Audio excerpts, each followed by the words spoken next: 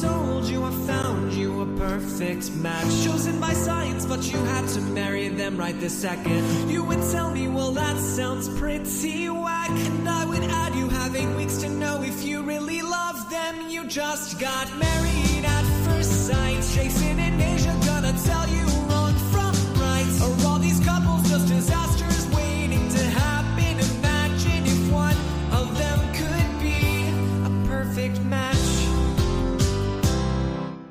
Hello and welcome to A Perfect Match. I'm Asia, and as always, for the past 19 weeks, I am here to talk about season 18 of Married at First Sight. We are here to talk about the reunion, part 1, of course, because they always do 2 parts. So we are here to talk about part 1 of the reunion. We have a few things to discuss. And of course, I'm not alone. I am here with my co-host, who has already found his Michelle Obama. So he don't even have to worry about being a Barack. He should, on a daily basis, be a Barack. You know, every Michelle needs a Barack, right? That's just, that's how it goes. Jason Reed, Jason, how are you? I was gonna let you keep going with that. You're just talking yourself. Yes, Like, right? I'm definitely a Barack. Solid as Barack. Hey, that's me. You took my intro, Asia. I gotta be honest with you, because I was gonna come here and say, Asia, you are the Michelle Obama to my George W. Bush, because every time we get together, it's a kiki, and we're gonna cut up and gossip and be messy. Like, because every time you see those two at an event, they're just like every single time. Like, look at that orange idiot. I think the last time we saw George W. At the most recent funeral, RHAP, to Jimmy Carter, it's like, oh, I know he's missing Michelle. Yep. And every time he sees like, what's up, girl? Come over here, sit next to me. Right. you watch Married at First Sight this season? Right. Yeah, you know I am George. Georgie Poo. But yes, we are here to talk about this reunion. We've been talking about some reunions this week. If you are not, it's reunion season. It's reunion week. Shows. Yeah. If you are not following along on the Love at First Sight feed, make sure you are subscribed to Love at First Sight feed, because we also released our recap of the finale and reunion of season 8 of Love is Blind. At the rate they're going, they might catch up. I think they might. I mean, especially since Married at First Sight has been going 1 a year now. They were 2 a year, and now Love is Blind is always 2 a year. So hey, at a certain point. Right. And if they figure out the right way to do it, because I think there was one season that the seasons were filming so close together, they were almost filming at the same time. If they could figure out a recipe where like they could make it happen, they would catch up. I saw a TikTok today that was like, every season Love is Blind is like, is love blind? We are going to find out this season. And at the end of the season, they find out that love wasn't blind. And then they're like, we're going to do it again. By God, one day we will figure this out. It's sad too, because the TikTok only had 3 likes. And, it's hard, hopping onto a low like TikTok. But it was funny. It's hard in those TikTok streets. Like, why did this come up on my For You page? It's really hard. But hey, it made me giggle. So make sure you go subscribe to the Love at First Sight feed. Also subscribe to the RHAP YouTube channel. That's where you can see our lovely faces all throughout the season. We were including the pictures of these couples. So make sure you subscribe to the RHAP YouTube channel. You could also find some other stuff you could be interested in on that channel. And make sure you leave us a 5-star rating and review. We really appreciate when y'all do leave us a 5-star rating review this season. We've definitely been getting them, and we appreciate it so much. So we are working our way through. So we are going to shout out a couple of 5-star ratings and reviews. The first one here is from DA_Darko. It's titled Dynamic Duo. Asia and Jason are literally my whole entertainment. I have been listening to every pod with the Love at First Sight / Love is Blind for years now, and I'm such a fan of the group. Shout out to Mari and Mary too. I also want to say, after season 17 of MAFS, I honestly gave up on watching and religiously followed Talks Pod because y'all's pod, y'all does always autocorrect to talk. Really? I'll give it to you.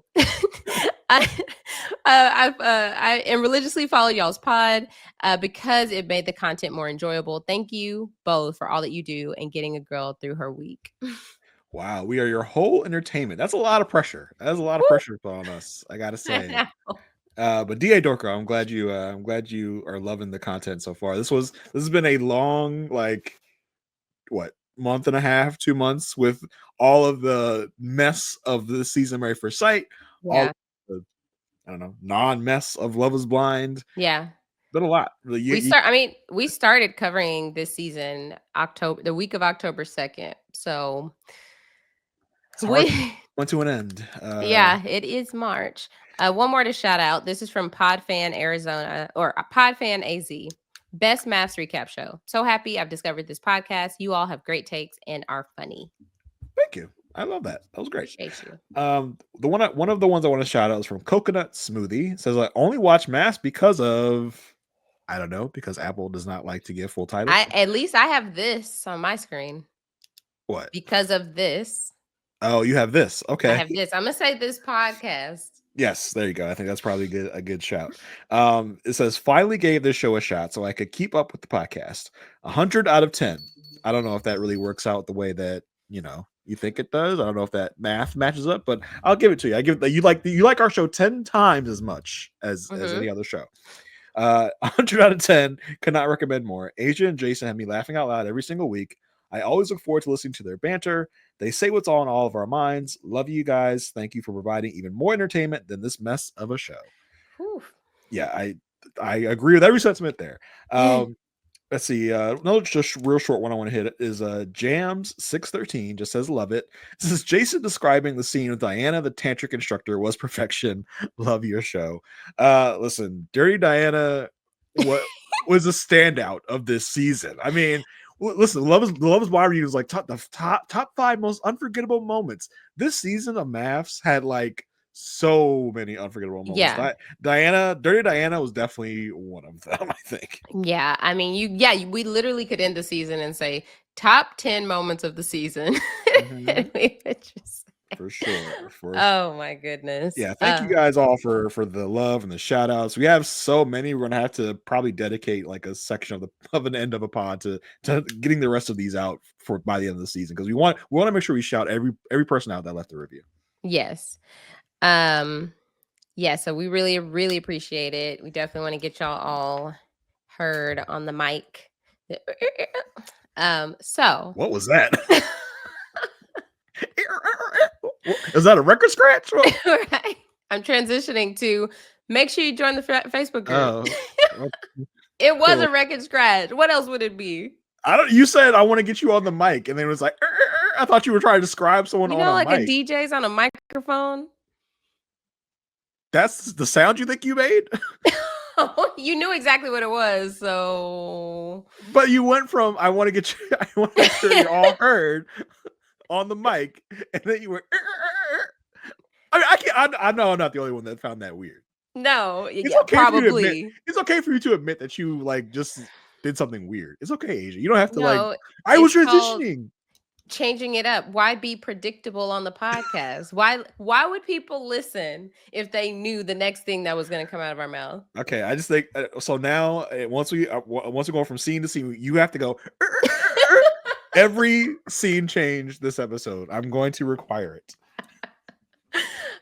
Whatever. Okay, I will deliver. So make sure you go subscribe to our Facebook group, or no, don't subscribe. Go join our Facebook group. You can find us at A Perfect Match Podcast on Facebook. I know how people are feeling about Facebook these days, but that's where we are right now. So stick with us. Yeah, it's tough because people have asked us like, hey, are there any other alternatives? The problem is any other alternative, people are going to be like, I don't go to that alternative, so why are you excluding me? So I think that's always going to be an issue of finding just the right spot for all of us to congregate together. Right. Not everyone's gonna have everything. Right. I don't know about y'all, but I've had a Facebook since 9th grade. So, and I will be 33 years old in a few weeks. So that's a long time. You know, if we say, hey, everybody go get Group Me, then you're gonna be like, why am I on Group Me just to talk about Married at First Sight? Exactly. Even Discord. Some people use Discord, but and by some I mean like some, like a some, few. right? Like it would be very difficult to lift and shift our amazing community of 1.4 thousand members to a new platform. But for now, and for the unforeseeable future, go join us on The unforeseeable future. I mean, I guess that's right. We can't foresee it. Yeah, I feel like people say foreseeable, but the unforeseeable is also like, it makes sense. Yeah, I'll give you that. Thank you. You can join us. There is a password and agree to the group rules. This week, the password is Be my Michelle Obama. Don't we all want a Michelle Obama? I had, like Asia said, I have a Michelle Obama. I want to be Michelle Obama. You want to be someone's Michelle Obama, Asia. That's good. Listen, you're already powerful, rich. Listen, you're on your way. That's the strength of Michelle Obama. Is she could be a Michelle Obama on her own.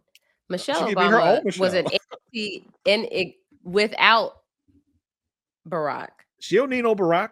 Michelle is enough for Michelle. Okay? Exactly. Michelle could be a strong, independent woman. Okay. Right. So yes, go join us on the Facebook group. We have a lot of fun talking about the episodes as they're happening. There were some very juicy episodes this season to talk about. So that's there for your reading pleasure. If you go join and you're like, hey, I'll make sure to pin those specifically because they may be, it'll make them easier to find. So that's what I'll do. I'll pin those for you guys. All right. Aisha, before we get started, before we get too much into it, I wanted to ask you, like I've asked you this before, and like, you said things. So like, when was it you decided that you wanted me to be your podcast co-host? Can you give me like a specific day, time, week, year, anything to give me a better idea of when this idea started in your mind? Like I've already said, I was in my house, watching Married at First Sight, and one thing led to the next, and we were here talking about it. So, okay. I mean, that's kind of vague, but okay, that's fine. Let's get started. All right. So let's talk about this reunion. Kevin Frazier was on his P's and Q's. Can I say I'm annoyed by this reunion? Can I say that? You can say it. It's allowed. Everyone's just acting so mature and oh, we're all friends now. Like, no hard feelings. No.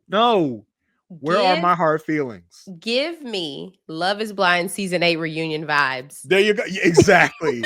it's like they switch shows on us. So it's like the messy show turned mature. I'm sorry, no, the messy show turned boring. The boring show turned messy. I was like, what is happening? No, I want fights. Hurt feelings. Yeah. I want some people still not looking at each other. I want some tea. Like, give me tea. I feel like we left the season. Everybody was like, I don't know if I can talk David Madison anymore. And now we're just like, everybody's I'm closest to Madison. Yeah. I'm shopping with David and Madison. I'm hanging out in the mall with David and Madison. What happened? They're so cute. They're so cute. We just love them. And MAFS, like I talked to y'all about this last week. Stop like big upping David and Madison's relationship. Like, I don't want it. I don't need it. Treat it like the trash it is. They are not a real couple. Okay. They should have a PA. Come, stop holding hands. Stop it. Yeah. Hey. Y'all should be ashamed. You're really going to do that in front of Alan and Michelle? She kissed him in front of Alan. Like, when I tell you, I was beside I said, what? Alan's sitting in the waiting room with them. And Alan. Alan, I need you to be more mad. I need you to be more mad because they think they can do this now because you are the better person. They think they can just kiss in front of you and it's okay. I need you to be upset, Alan. You are not mad enough for me, Alan. I'm gonna like, and like he's listen. We're getting into the show. We're getting too much into the show. Mature. It's Yeah, a year ago. It was just 2 weeks ago for us. Okay, I know it was a year for y'all in real time, but it was just a couple weeks for us. We still mad. And I need y'all to be mad. It's been a year for me for a certain thing, and I'm still not over it. Still not over it. I still can't go to Italy. So don't tell me nothing about a year. Oh my gosh. Yes. So oh man, God. Yeah, it was too, everyone was too just nice. It was so peaceful. I said, why is this reunion not giving what I just got? That's right. Love is Blind season 8 and the Traitors season 3 reunion. That like at least there was some level of entertainment with the Traitors reunion. Like people are not over their stuff. I'm gonna need some animosity. Like, where's the animosity? That's what I'm missing. I need it. I need some tea. I need some animosity. I feel like this really just retread some stuff that we already talked about. We're like, oh, it's fine. It's not fine. It's not. It's been a year. So they did the whole behind the scenes thing. I feel like they did this one season and I said, we're going to keep it forever. Yeah, y'all love the backstage tea. We know y'all do. Yes. They show us these snippets and they prepare us before they actually start the segments. Like, Kev, you ready? Yeah, I'm good to go when you guys are. Yeah. Yeah. I did like, we came in, we saw all the boys and girls come in, and Juan's sitting in the dressing room. He's like, I'm really glad you girls aren't matching because that would mean that there was a war going on over here. I was like, oh, so Juan they just watched the season 17 reunion. Well, they probably just didn't watch it, but right. That was Juan has seen it. Yeah. Right. Yeah. I was like, that is a good point. You do know they're not coming out to be like, okay, we're about to get the guys. Mm-hmm. So there's no all pink. We do know that it's been a year since all the couples were all together in one place. And so this first segment we got was everyone's on stage, all 10 people. And so Kevin Frazier goes around and says everybody's names. And it starts with David because he's like, we have David. And David's like, what's up? Or hey baby. Hey, baby. Now we got, hey, Barbie. Did he say that? Yes. That's what he said? I thought he said, hey, baby again. No, he called her a Barbie. Ew. I was like, wait, what? So because David spoke, everyone spoke. So it was David, hey, Madison, hello. And I was like, oh my gosh, we did that 10 times. I would like they get to me, I'd be like, oh, what am I gonna say? Like if that chain reaction started, I'd be like, oh my god, what am I gonna say? It's gonna be original. That's gonna be like not the same thing everybody else said. I'm like, they get to me, I'm like, oh, what's crack-a-lackin'? Right.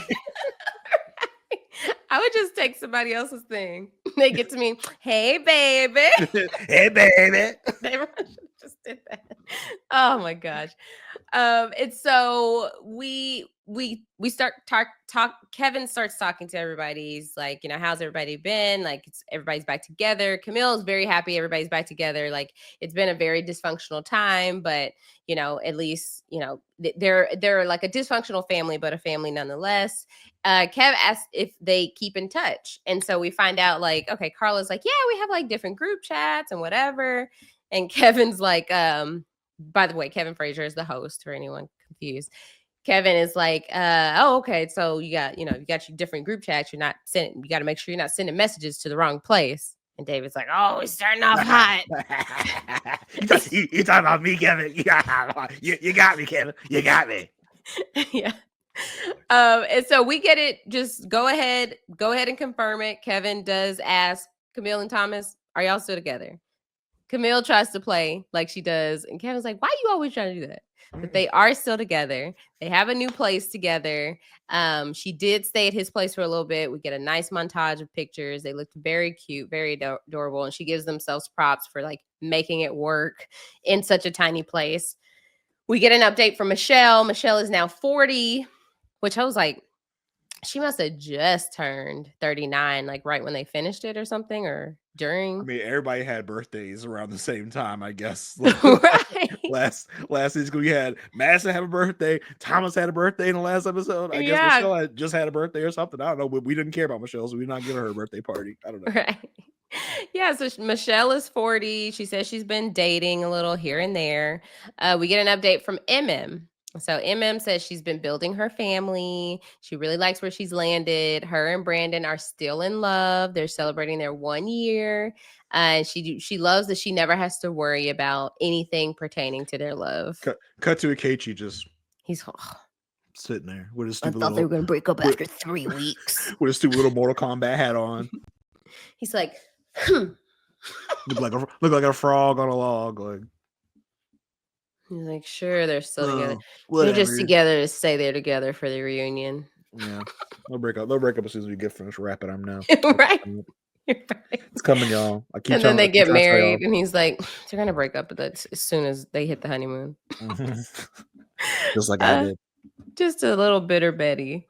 And so Kevin Frazier, we get an update from Ikechi and Kevin asks, "Hey, have you been dating?"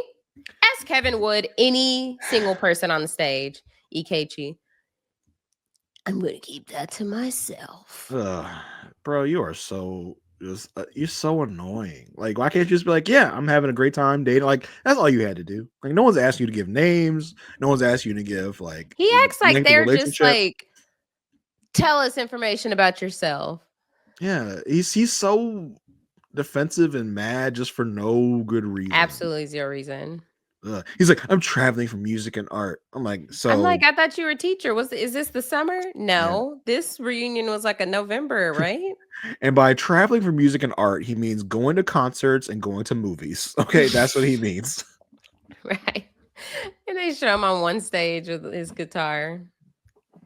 Oh my gosh. Hope you played better than you played on the show, because when you played on the show, it was trash. So who knows if he's still in education, but he's definitely pursuing music.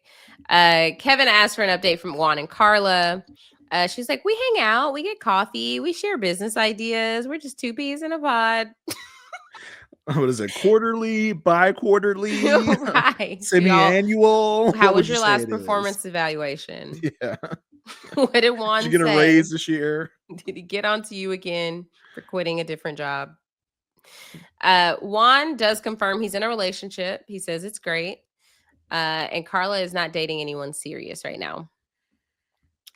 Alan, we get an update from Alan. He said, so this is very interesting. Very. Yeah. So Alan says that before Married at First Sight, like right before the experiment, he met someone through a matchmaker, went on a date, and then he got chosen for Married at First Sight.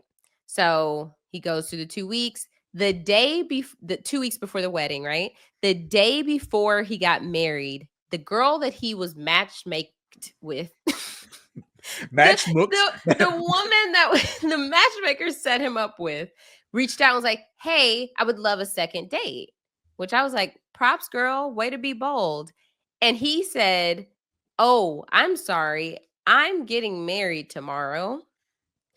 And then so that was that for that. But then now they are together. He said they had to find the timing and they've made it work, and he has a smile. Is she black? No, she was just dark hair. Okay. I was like a skin color. I was like, I don't know. Maybe you got a little maybe got coffee in his cream. I don't know. But I'm like, coffee in his, I just got it.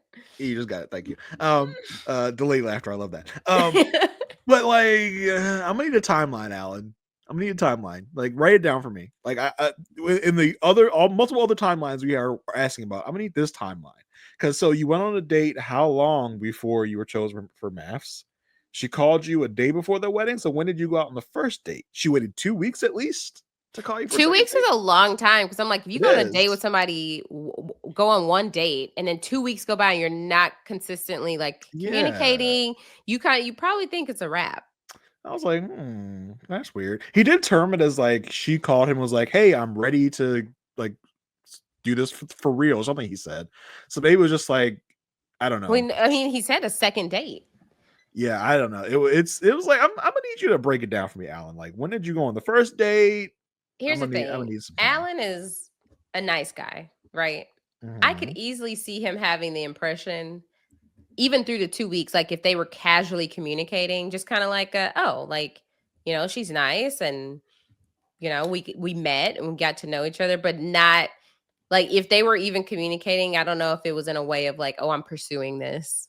Yeah, I mean, you communicate, but you wait till the day before you get married to be like, oh, by the way, I am getting married tomorrow. I'm getting married.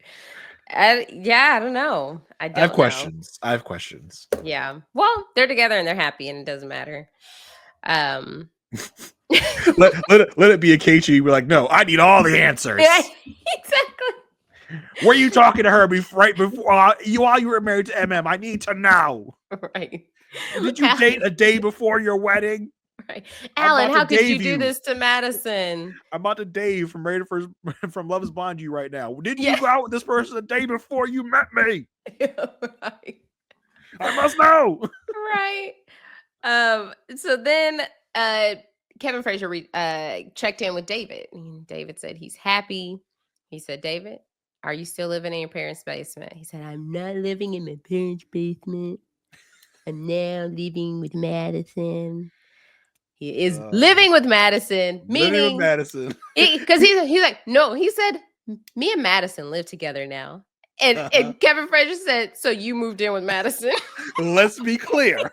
Right. Yeah. Don't try and spin it. Don't try and spin it. Let's be real. You got your little bag from your parents' place. You hoofed it over to Madison's apartment. He was probably like, living big now. Do a deluxe apartment in the sky. Oh yeah. Hey baby. He did make a point to say, I also purchased an investment property with Madison. Well, Madison bought it, and I'm renovating it. I was there. That's where I go when we have fights. Okay. And so Madison says that David makes her feel like the most special person without even trying. Look, listen, I know we all feel how we feel about Madison and David, but I will say they are acting the same way they were a year ago, which means, of course they are. They have to keep up the facade. I think they are for each other. And it's so annoying because if they had done this the right way, exactly, we would feel so differently about them. Exactly. We'd be like, oh my God, David and Madison, they should have been matched from the beginning. They made such a great couple. Like, but no, they're actually so cute. Yeah, but no, they had to be trash bags. They had to be trash bags and do it the wrong way. So now we don't like them. And now we're like, they deserve each other. I mean, honestly. So Kevin Frazier kind of takes this opportunity to say, let's go ahead and address this David and Madison stuff, okay? We're not gonna wait till later. We're gonna start it now, and we're gonna continue it through part 1 and probably most definitely part 2. Yep. So Kevin Frazier says, okay, when did things start to heat up? And Dave's like, well, I always thought she was attractive, and she's like, yeah, like, in the gym, maybe like the 3rd week or so, we would just always talk so intently about family, and I just saw a soft side of him. And Kevin Frazier's like, but like, when did it start? Kevin, I'm gonna need you to be like, just drop it. Like, when did y'all start effing? When did y'all start? When did y'all start that? When did y'all have your first kiss? That's what I would like to know. At least first kiss. Kevin is trying to tiptoe around the subject of like, so like, I think he knows, like, he has to like come at this from a certain angle. It's like he's not trying to be salacious or accusatory. He's just like, so like, when did you start really catching feelings. And of course, David Master just like, I like, don't know, how can we go around? It's Like the target's right yeah. there, but I want to go over here and up here, and I'm gonna do a backflip here. It's just really gradual, like we were in the gym and we would work out together, and then one day it was just like, we were on the retreat. That's when it happened. Like, no, Yeah, you're lying. You're lying. There's no in between. So David says like this was like from the honeymoon of just kind of like when he first kind of noticed that there was something there. And then he kind of thought like, dang, why couldn't Madison be the one that was at the end of the aisle? Ooh. He's like, and he was so torn up about it and didn't know what to do. And was like, David, you can't be this person. You can't be this person. And he even went as far to call his family and friends on the honeymoon to try to figure out how to navigate this. I think Matt, they were probably still holding hands, and Madison like gripped his hand, like, stop talking stupid, like you're saying too much. He's like, and then I told her I loved her. I tried to convince her to go behind the gym with me and do stuff, but she wouldn't do it. Like on the honeymoon, like, no, David, like she's trying, like, shut up, David, shut up. We're trying to keep this up. We're trying to keep the facade going. What are the odds there was some point during this relationship that started to blossom that David would like told Madison, like, what if we just get out of here and leave together? Like, what could they do? He probably did. And you know what? Madison should have been like, yeah, let's go. You're right. Because it would have saved Alan a lot of heartbreak if she had the conversation she should have had. Yeah. And I think I like a lot of this I'm putting squarely on Madison, because I do feel like David was having a conversation like, can I just leave? Can I just leave Michelle at least? And Madison's like, no, because if you leave Michelle, it's going to look weird that you and me are still hanging out. So you got to be in the same apartment complex so we can still go to the gym together, and that will be our happy fun time. She's like, so why can't you just leave Alan? Because I can't, okay? I don't know why. I just can't. Right. Because I'm quote unquote trying. Yeah, okay?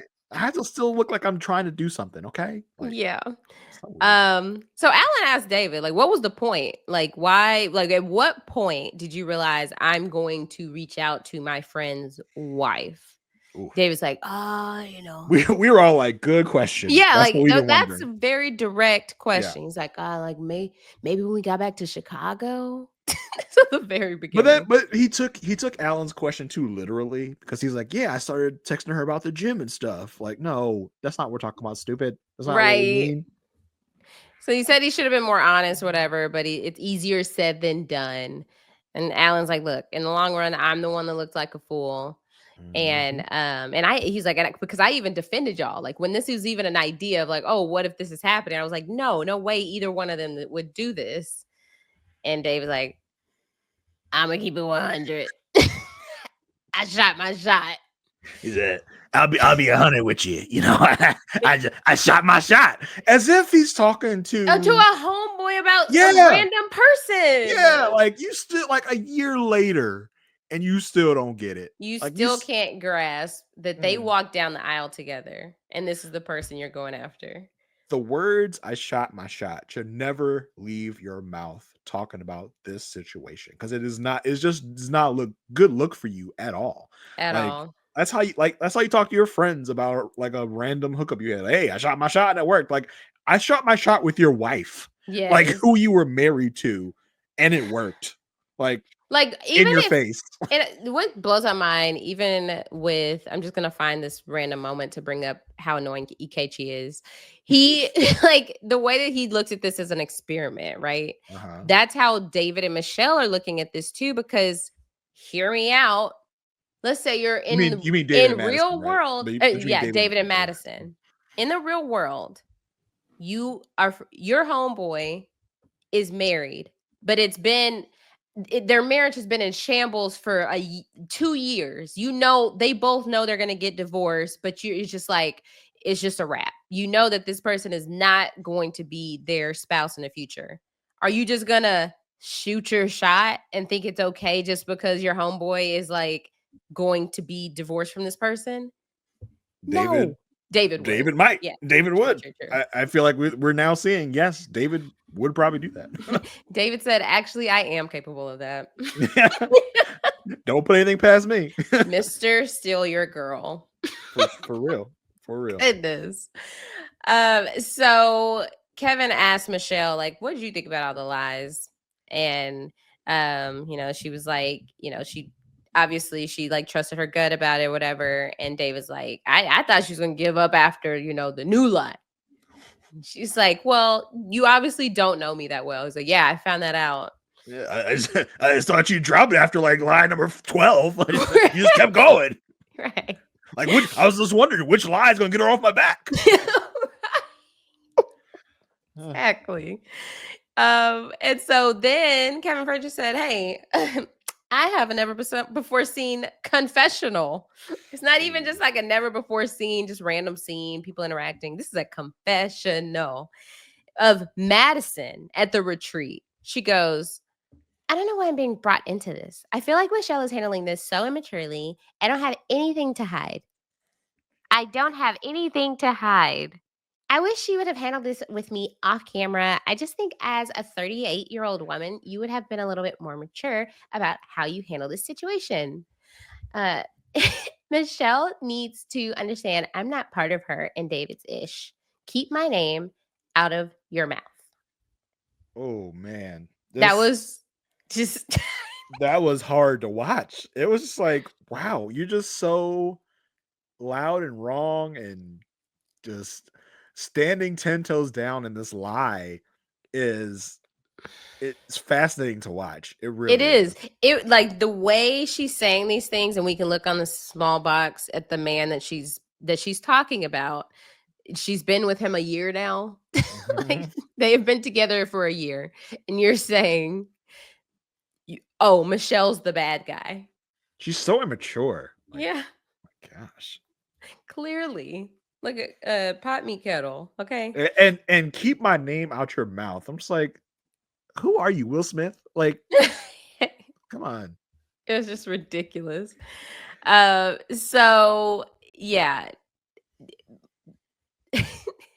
Michelle, Kevin asked Michelle, what's your thoughts? And I wish Michelle would have taken the petty approach, but she goes, I heard her loud and clear.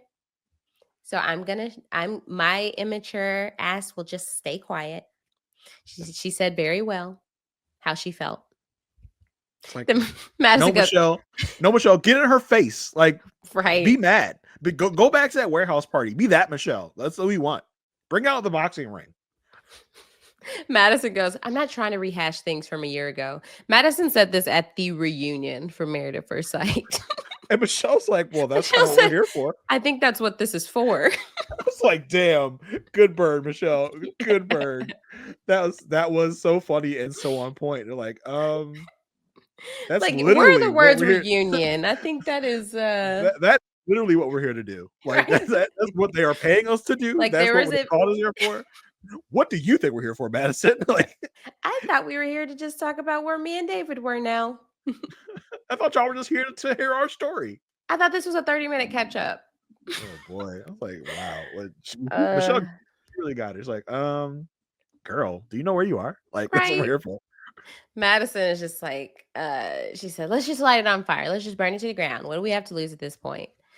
I was like, yeah, like, go ahead. Tell everybody what we want to know. Like, that's what that's everyone wants that, but you apparently. Please be honest. Yes. Yeah. So Michelle just says, like, look, I have been talking about the text for weeks and neither of them said a thing. And Madison, so Kevin Frazier questions Madison about like why she never thought to tell Michelle about this stuff going on. And Madison's like, well, I just didn't think that telling Michelle, like, I thought like with telling her reaction wouldn't have been well received.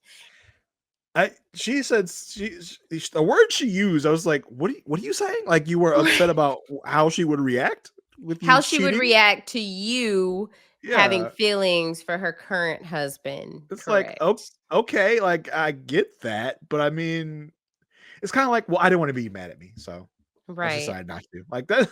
It's kind of selfish. That was just wild. And so she said, Madison says she wishes the four of them could have just hashed it out. She tried to talk to Michelle about it off camera. Michelle said, we're on a reality TV show, Madison. And that pissed her off. She said she's not perfect in the situation, but she says the version of her that was on that clip was not who she is. So she apologizes and Michelle accepts that apology.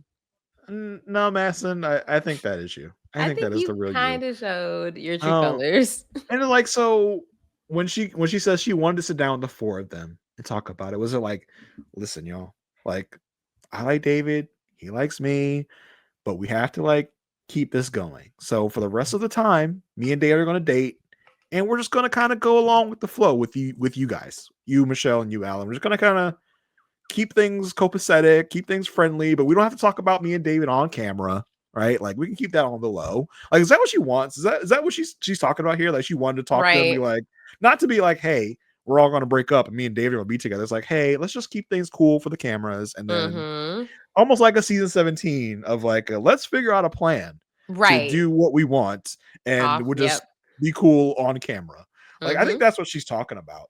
And for Michelle to be like, well, we're on a reality show. It's like, I understand why Madison said that to try and gotcha Michelle, Yeah. but it's like it's true though. Like you should not be hiding stuff from this reality show you're on. Like it's Exactly.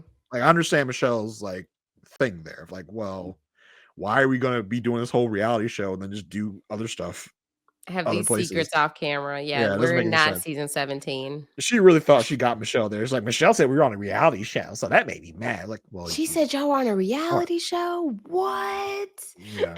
Thought this was a documentary. It's like, Madison, that's not a gotcha you think it is. That's like a fact. Yeah. So Kevin asks, like, okay, what if So she says, what would happen if Madison just like what came if out and talked about it? what if Madison had just come to you and said, like, hey, I'm digging him? And what did she say to that? Michelle's like, well, I would have said it's just 8 weeks, like chill, and Chill then you out, guys can yeah. date after. Like that's what you could do. And Madison's like, well, Madison's like, I don't know why Michelle and David were trying to stick out the Like 8 weeks. ride out the 8 weeks. Yeah. And And then Michelle's like, why did you guys? Michelle is hitting them. Michelle is getting every hit in. She's like, well, that's what y'all wanted to do. Like that's what you were trying to do, Madison. And Madison's like, well, I was trying. And everyone looks at her like, did you really just say that? And then she goes, well, initially, like at first, for like the first whoa, day and a half. Guys, for the chill first day and a out. half. Yeah. For the first day and a half, I was trying. At until the that altar, gym day. Yeah. I was trying. I was dancing and kissing Alan for that whole wedding reception, okay? Yeah, at the reception. I was all in it. First night, I slept by him. I last longer than Michelle did, okay? Michelle almost pulled a Jamie Otis at the reception, okay? She almost sat down and started crying. The moment I saw David, y'all, my heart skipped a beat. That was it. That was my boo. And I just knew Alan was not my person. And then I just heard him afar talking about, yeah, baby. I said, oh my goodness. That is my Barack. That's my man. That is my boo. That is my baby. The nerve of her to be like, well, I was trying. Like, oh, that's your excuse. Because that's what she keeps trying to use. Even with the, like, after the decision day, the retreat, whatever, was trying to claim, oh, her and Alan's relationship was so different than Michelle and David, because Alan was trying so hard and she was quote unquote trying, but David and Michelle, neither one was trying. So, like, why are you comparing the two? Well, you both cheated. Well, in reality, the only difference between you and Michelle is you lied. Yeah. Michelle was truthful about how she was feeling. She did it in a terrible, awful way. Yeah. But she was telling the truth the whole time. You were just bullface lying to this man's face. So yeah. Are you that much better than Michelle? I don't know. In her eyes, absolutely. Mm-hmm. So Alan goes like, all right, we both knew early on that we were like going to be better off as friends, but like I had hope. And so Madison's just like, I'm just going to sit here and be quiet because everybody has their opinions. So Kevin's like, okay. Because you have nothing good to say about, like, right. You have no way to defend yourself well here. So you're just going to stop talking. I'm just going to. And to say that as if she is like above everyone else, like, well, you know what? I'm just gonna not talk anymore. That's what you all want, right? It's like, right. You want me to be quiet, huh? Right. Stop playing victim. Like, that's what she's doing. Like, stop it. Exactly. And so Kevin Frazier said, actually, I want to go back to my line of questioning. How often were you two in contact? She looked at David. She's like, oh, we probably talked every day. Kevin said, okay, well, how often did you see each other? She's like, look, I was with my friends almost every single time that I was going out. The only time I was with David was the night that Alan made the transactional comment.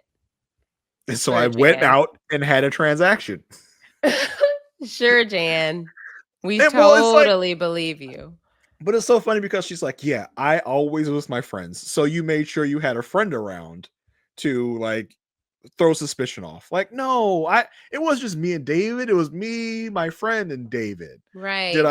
Even David talked about hanging out with her and her cousin. Like, we know it was a group thing. Like,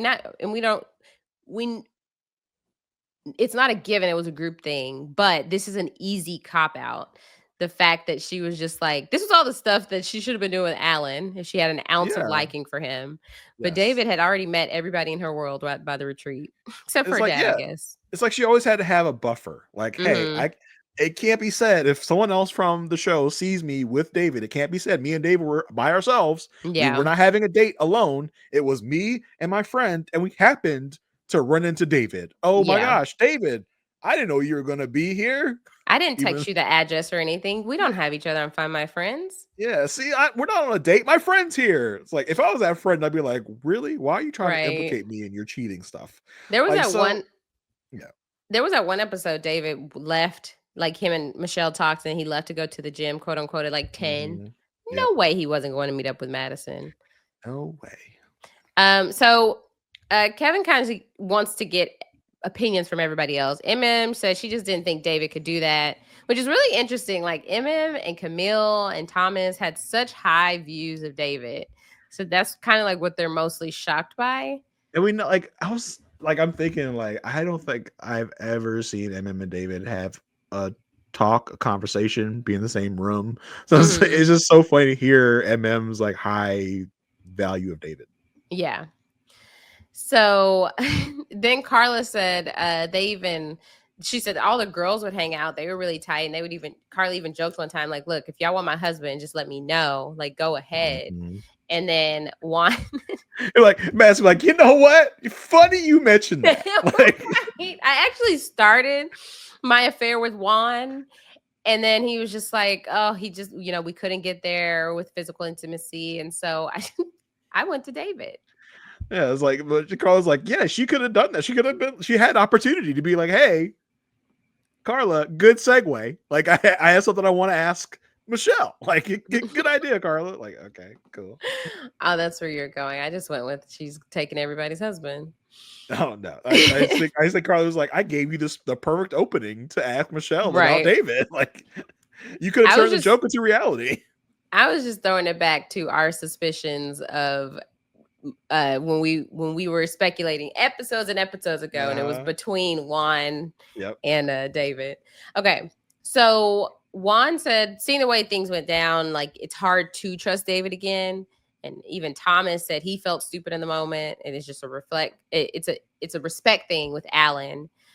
Kevin has the nerve to ask Ikechi as if he knows anything, and Ikechi's like, I knew from day one. He said, I was in the gym and David was doing stuff he's never done. When does he do cardio? Which is literally the same thing that David said in the episodes. But I know that this was shot before we saw that episode live. But I'm sure David has said that in a public setting. And in case you want to say it like it's a personal fact that he knew. Like, you don't know nothing about nobody. Like, right.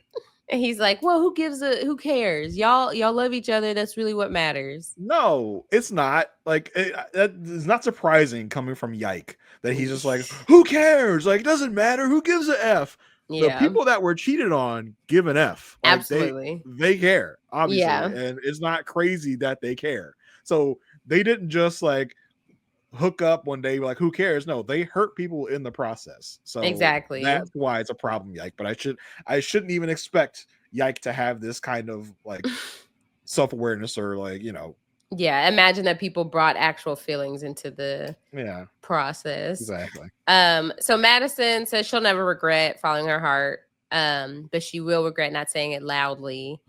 David apologizes again to Michelle and Alan. And then she's like, I do notice some rings y'all got.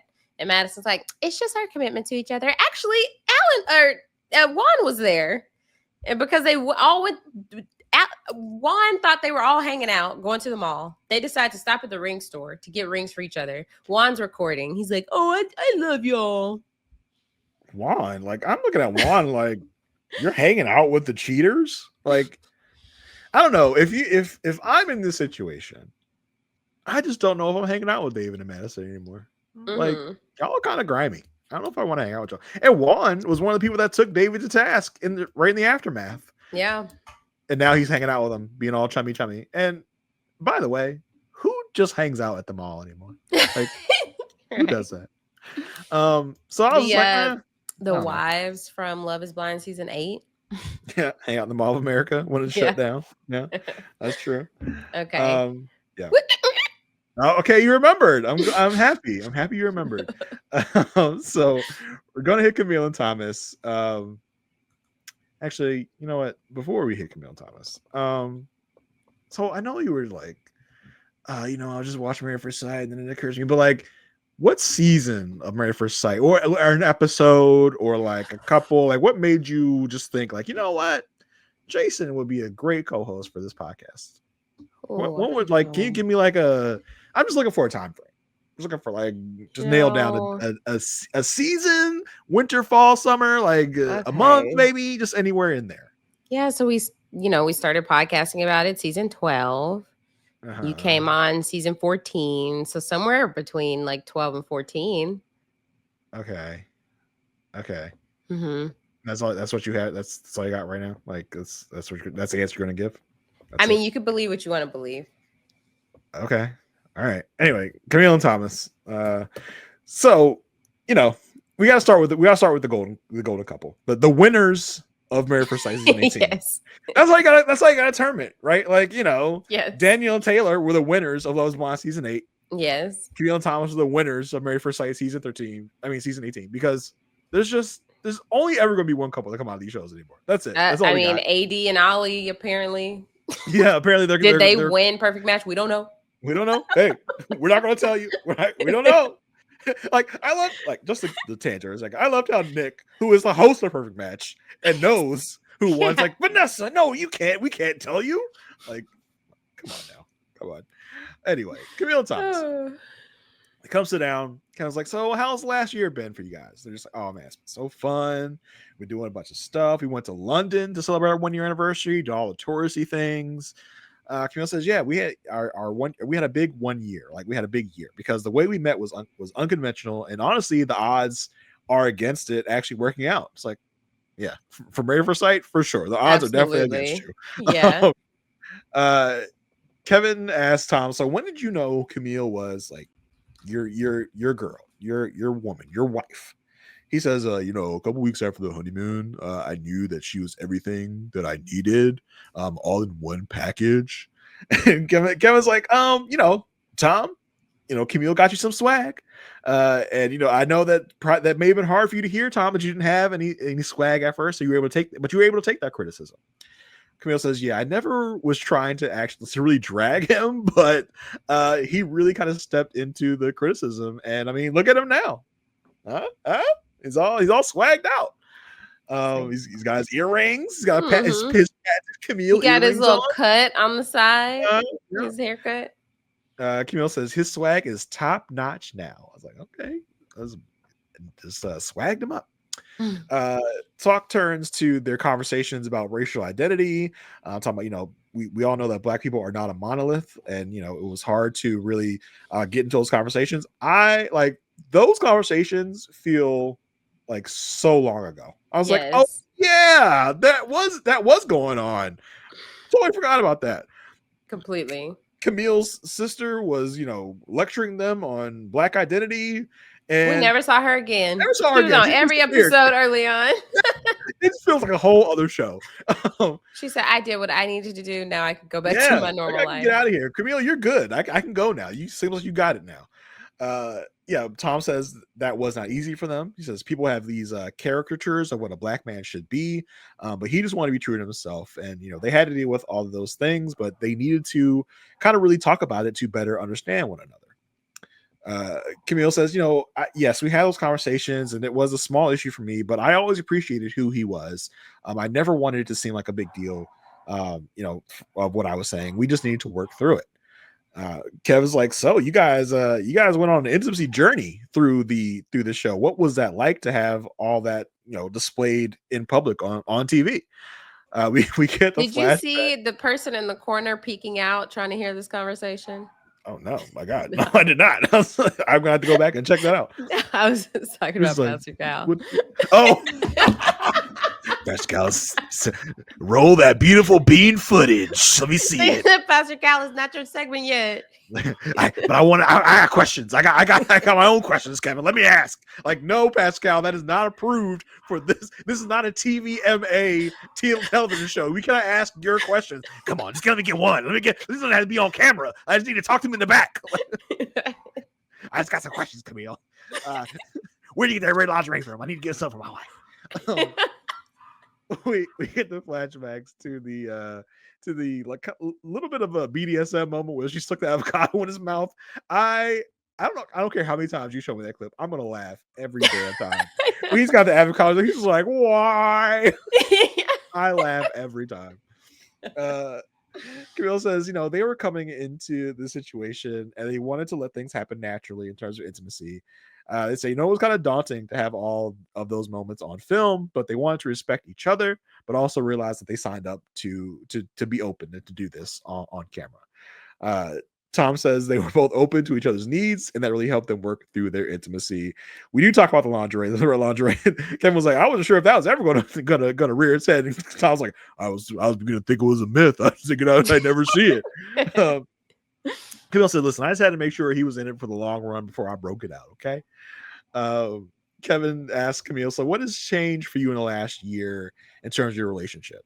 Camille says she just sees a lot more consistency, loyalty, determination, and their conflict resolution has gotten so much better. They can really kind of say anything to each other now, and they work through the tough conversations rather quickly. Tom says, yeah, for him, they've gotten better at coming back on to issues, circling back around on them, and understanding how they got where they are, and being consistent about using the tools they've learned through this process. Tom also, we talk about Tom being vulnerable on camera. He says, I've cried more in this last year than I have the last couple years, and I really found strength in that with being comfortable showing Camille and everyone else who I really am. So you go, Tom, you go. Right. We take a look. I don't know if you're going to mention this in one of your next segments, but they're kind of we go to a commercial break. We come back. We're intercutting the backstage where basically Alan is kind of like talking crap about David and Madison. He's like, yeah, I knew from day one something's going on with them. I was like, so did you know or did you not know? Because I feel like he's going back and forth on this. Right. He says, Madison and David says, we get a shot of Madison and David. They're just backstage being all schmoopy, holding each other's hands, kissing. He says, man, I can't wait till this is over. We can just live our lives. We got to Alan saying, he wouldn't have put in all the work if he didn't think that there was a point in doing this. Like, he wouldn't have done all that stuff with Madison if he didn't think there was a little spark of hope. Madison and David, I just wrote down Madison and David, hey, baby. He said that at some point. Maybe he said Barbie, according to you. Yeah, I thought he called her a Barbie. I think it's baby, but I don't know. I'm trying to re-listen to it to confirm. Oh my gosh, really? In the moment. So we come back to Camille and Thomas. Kevin says, so ask him. We come back to Camille and Thomas. Kevin asks if Tom still feels that things could things change? Could there be is this for real? Tom says, yeah, he feels that consistency with Camille. They have great conflict resolution. It's all been good. So no backsliding. This is he's in it for the long run. He does look, just to confirm, he looked at her. He said, hey, babe. He said, that's my baby. And then they looked at her. He said, hey, Barbie. Ugh. Gross. But maybe it's the extra twang he's putting on it with baby. Maybe. I hope he didn't call her his Barbie, because that would be really weird. Trouble. They talk about things they've done, like taking trips. They've visited his mom. They visit her family, I and just it's love all good. them. Yeah, they are so. This is such a like real relationship. Like I feel like this could have. Yeah. If they just met in the right place in the right time, they could have had a relationship on their own. They didn't need MAFS, but it just feels like they fit. Feels like they fit like a glove. Please. Please do not. Fit like a glove. I left that behind me. Okay. I never have to hear that again. But I do think they did need this though. Like Camille needed this to open up her heart for someone like Thomas. Yeah, because she would have met Tom and like he corny. Like I'm not talking to him anymore. That's not true. looking for a project. Yeah, she probably would have been like, "Nah, I'm good." Yeah, that's you got a good point there. They talk about the age gap. Kim says, "How about this like age gap you guys are having? Like, what's going on with that? And I completely forgot about the age gap."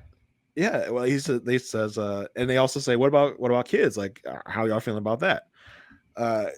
As far as the age thing, Camille says, Tom is very young at heart. Like, I mean, I'm like, yeah, maybe young at heart, but in body, that man is breaking down.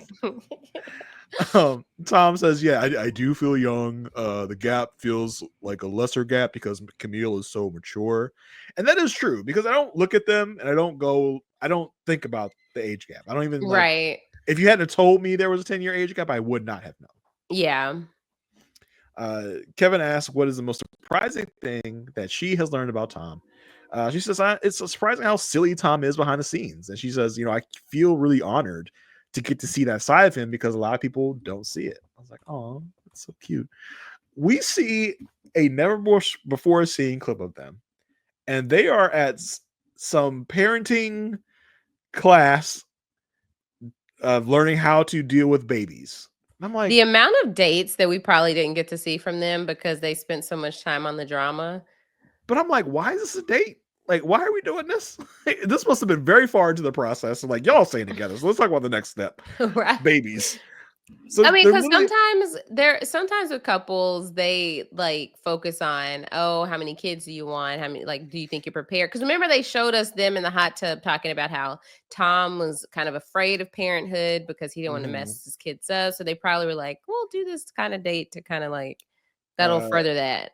Listen, I wish they would have pulled a Lindy and Miguel and given them a baby to take care of that kept crying. Do you remember that? Yes, that was hilarious. Which is kind of wild too, that they just they crashed and burned after the reunion.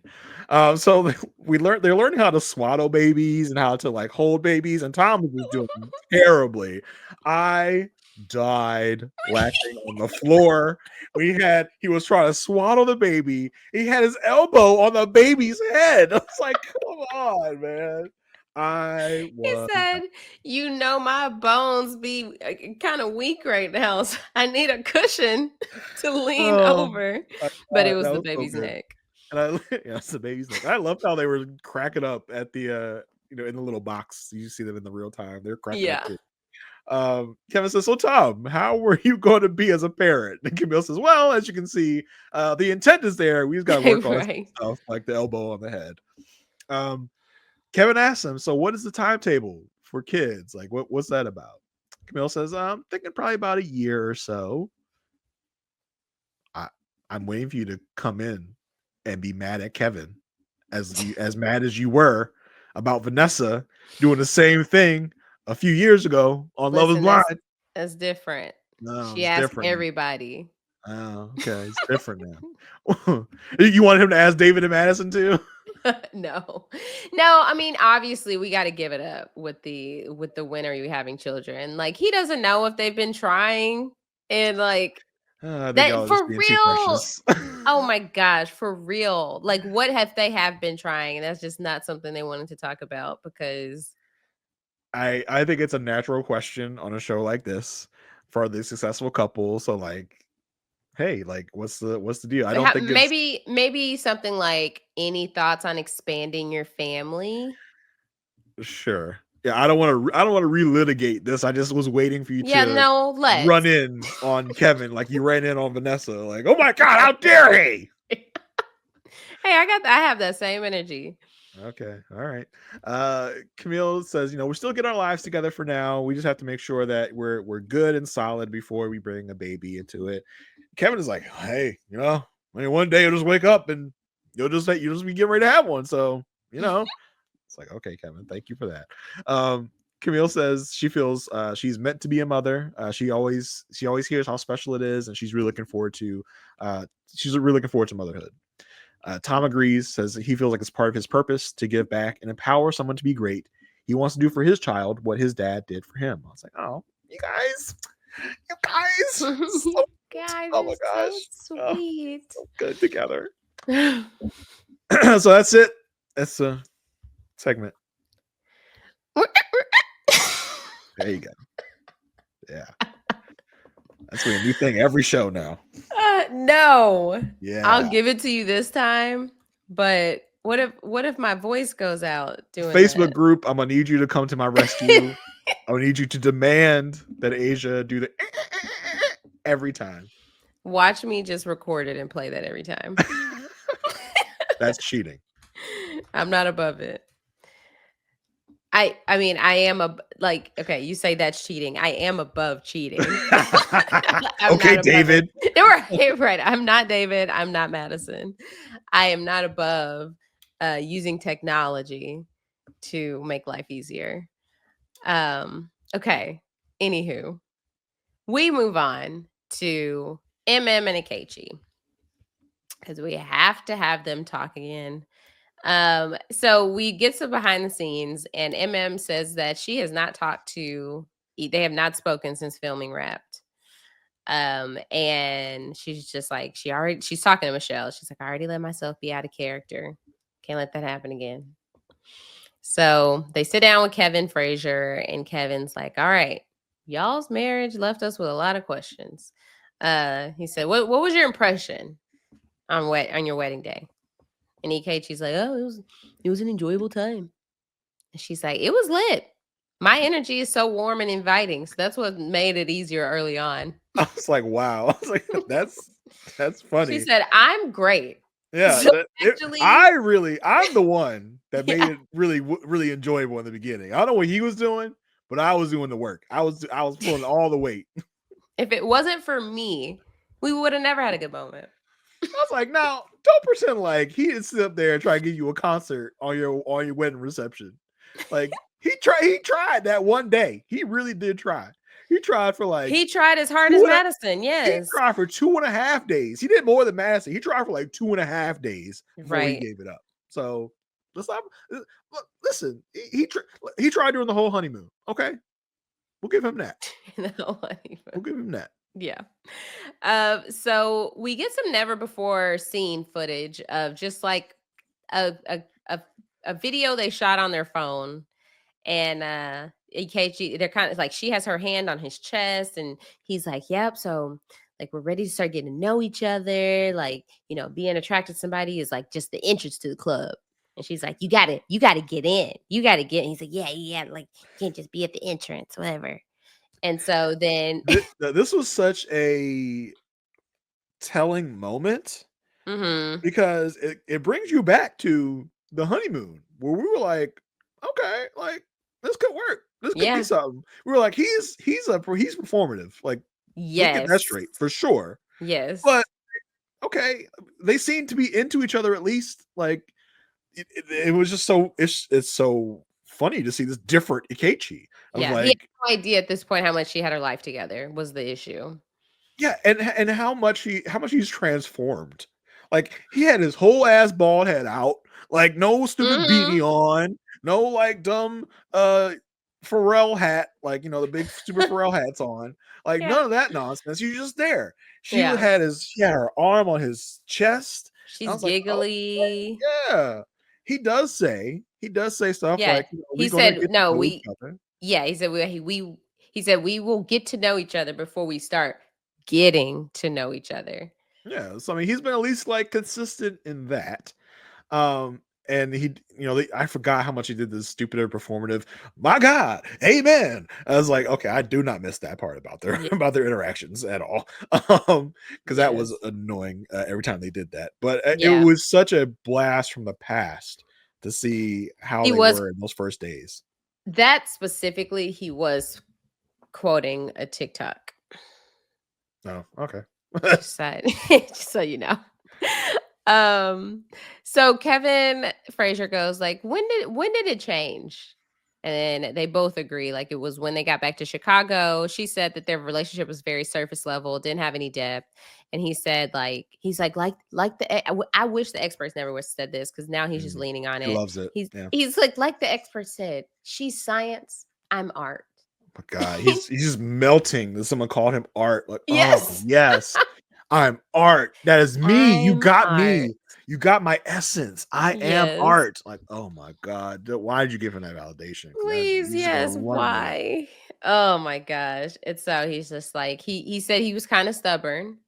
And like in because they were trying to learn each other and learn how they learn things, and he realized the way she asked questions was just how she learns about people, and he was really stubborn in the way that he gets to know people, and he said they just didn't mesh. You know, I hate to defend Akechi at all. But I felt like he handled this pretty well for the most part. There were some slip-ups, but I feel like he was taking the littlest bit of accountability when he didn't before. Yes, it did seem like he had an ounce of self-reflection that did occur.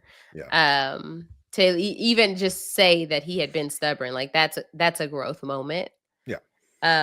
So then we do get a flashback of him calling her aggressive. He said he would describe her differently now.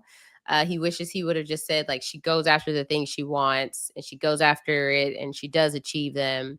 And she's like, well, we were looking for a one-word answer. Like, yeah, that's a whole right. paragraph. What's the word? I mean, he started this was passionate, ambitious. I was like, okay, like those are all things like what you just said. That's what those things mean. So I wish he could have just said like beautiful, or I mean, but we'll learn he does not think that. Just some other good attribute. It doesn't have to be anything about her work, because you already said passionate and ambitious. So like, yeah, and because they were even asking, like, just what do you think about her? It doesn't have to be related to her work. We are not our jobs. And so she does say this is a better response, and like as a Black woman, as a business owner, like it does feel like an attack to be called aggressive, because she does work so hard, and so being called aggressive just makes like it's just a negative connotation. And Kevin Frazier's like, so Ikechi, you asked for a Michelle Obama, you know, you got a Michelle Obama, and Ikechi's like, well, we have different descriptions of Michelle Obama. So Kevin's like, okay, what's your description? He's like, well, they gave me the Michelle Obama they thought I should have. And so it's Kev's like, well, so what are you looking for when you say you want your Michelle Obama? He's like, well, when you watch Barack and Michelle, they're like peanut butter and jelly. Kevin said, it's not like that all the time. Like, he's like, I'm sure there are times it's oil and water. And so Kev said, but do you believe that you were her Barack? He's like, no. And she's like, yes, I can agree with that. He was not. Exactly. And like Kevin act like he had just finished reading Michelle Obama's biography. Like, you know, it wasn't all great for Michelle and Barack the whole time. I just finished reading her book, and there were some things in that book, I tell you. And it's like, Ikechi has this like ideal of who Michelle Obama is, when he probably knows really nothing about Michelle Obama. Like, he just sees a Black woman like that's nice with her husband. He's like, that's what I want. I want a nice, strong woman. And he doesn't actually he doesn't have the actualization of a strong Black woman, of what that actually means. Like, he wants a strong Black woman, but one that is not above him, like one that is below him. Like, it's weird. It's like, okay, Akechi, your idealization of Michelle Obama is not really what Michelle Obama is. He wants a strong Black woman that can make him seem stronger than her. Exactly. Yes. So I'm like, in order to want a Michelle, you got to be a Barack. And I'm just trying to find some variation of person where you're the Barack. Aim different. Yeah. Aim lower. Aim lower. I was trying to be nice. That's what you deserve. You are not at the Michelle Obama level. You are not there. You are like several levels down, sir. It's you're at a like Marjorie Taylor Greene. That's who you should be shooting for. I was trying to think of somebody who's art. It was art. Right. But it's like nobody I want to like. I can't compare them to him. So Kev asks MM, like, do you feel like what you do intimidates men? And she's like, yeah, absolutely. That's why it makes dating harder. She's like, she always finds that men try to belittle her and make her feel small. And Kev's like, did that happen in this relationship? She's like, oh yeah, absolutely. And it's the first time that Ikechi was like, well, there's no point. I tried to make you feel belittled. I never wanted to do that. So I wish Kev was like, Obviously. so when you went into the retreat with a Right. divorce paper, Paper. you don't see that as you trying to belittle her. No, I wasn't trying to be like obvious about it. Yeah. I wanted it to be on the low. Like you weren't supposed to know that's what I was doing because, as an artiste, the things that I do aren't so apparent. And since you're science, you don't understand the things that I Yeah. do. See, I just know your scientific mind. This can't pick up. This Just can't wait. pick up what my art is doing. So Yeah. I know I understand. I know you don't understand because you're a science mind. Not to belittle you, but you just don't understand Right. You my don't mind get me. because I'm on another plane than you are. Yeah. I'm on Yeah.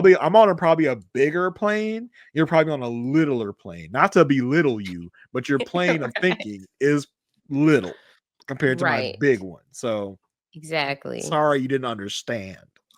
Right. And so one thing that really annoyed me throughout this entire conversation is he couldn't look at her. Mm-hmm. It's like he would only. That's his thing. That is his shtick of like, I'm going to again belittle you by not looking at you. Mm-hmm. Yeah. Yeah. He's like, yeah, I can't even look at you. It was as if he could only look at her when he knew that she wasn't looking at him.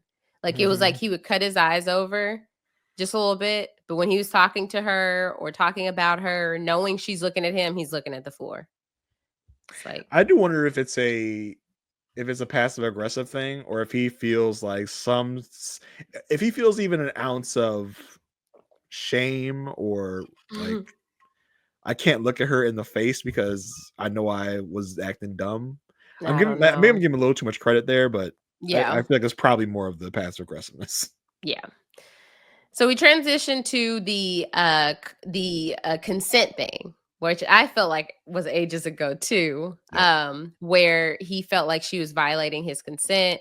And Really, it's so interesting because we get the flashback where he's like, "You said she violated your consent," and really, Pia kind of led him into that. He was just like, "Yeah, that's what I said." Like, I mean, he didn't really say it, but yeah.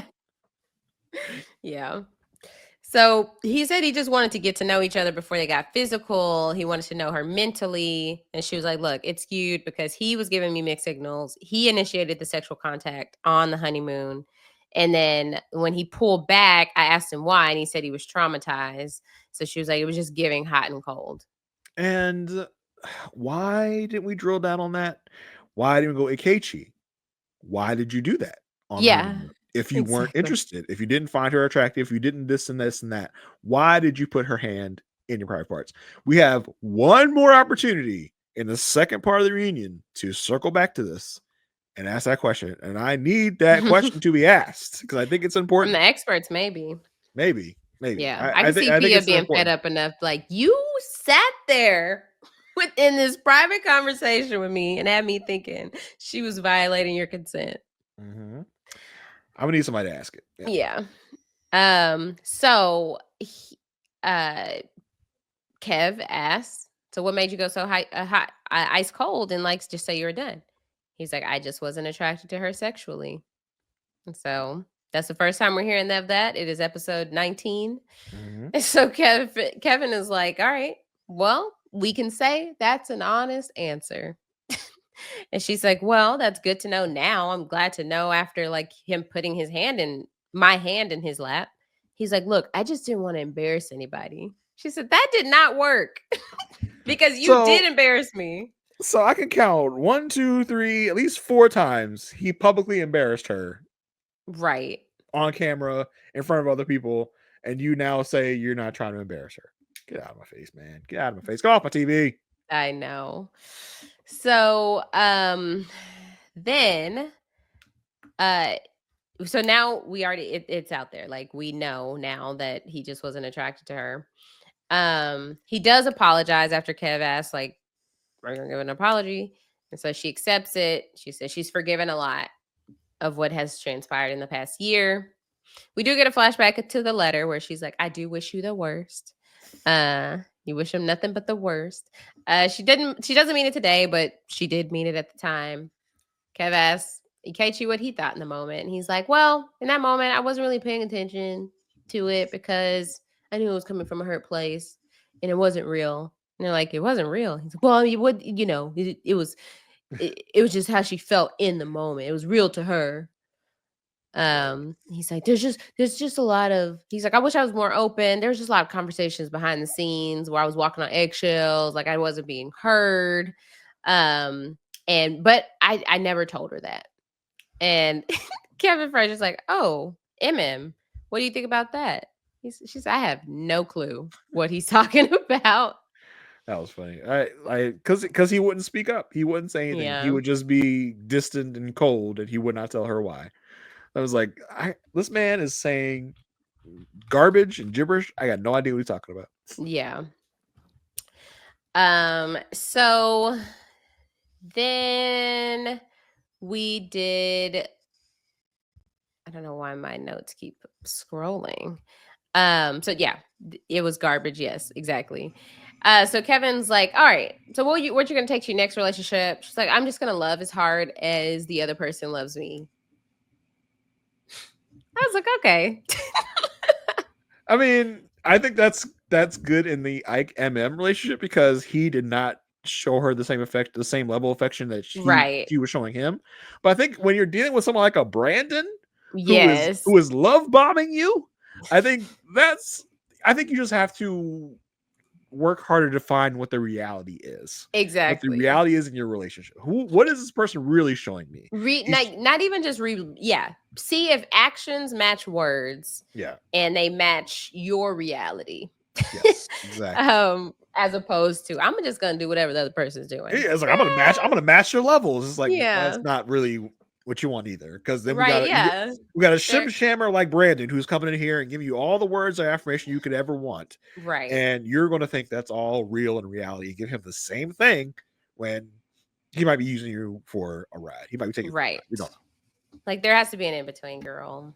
There has to be an in-between. So Kev asked, like, would he do this? Like, hey, Ikechi, this is your second time applying for the show. Would you do it again? He says no. He's like, Kev was like, oh, so were you ready for marriage? He said, I wasn't ready for this type of marriage. I'm ready for my wife, but this was an experiment and it didn't work. As if he has no part in that. Yeah. It was an experiment. Didn't work. Oh, well. It's not like it was a legal marriage or anything.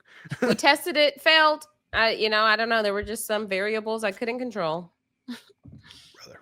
I know. And so he said, you know what? I always like to say, you got to let go of what you can't keep to gain what you can't lose. Boy, that's probably in his book. Probably. Yeah. And he's glad that she's found love. We get an update about Brandon. She says that they have merged their lives and life has been great.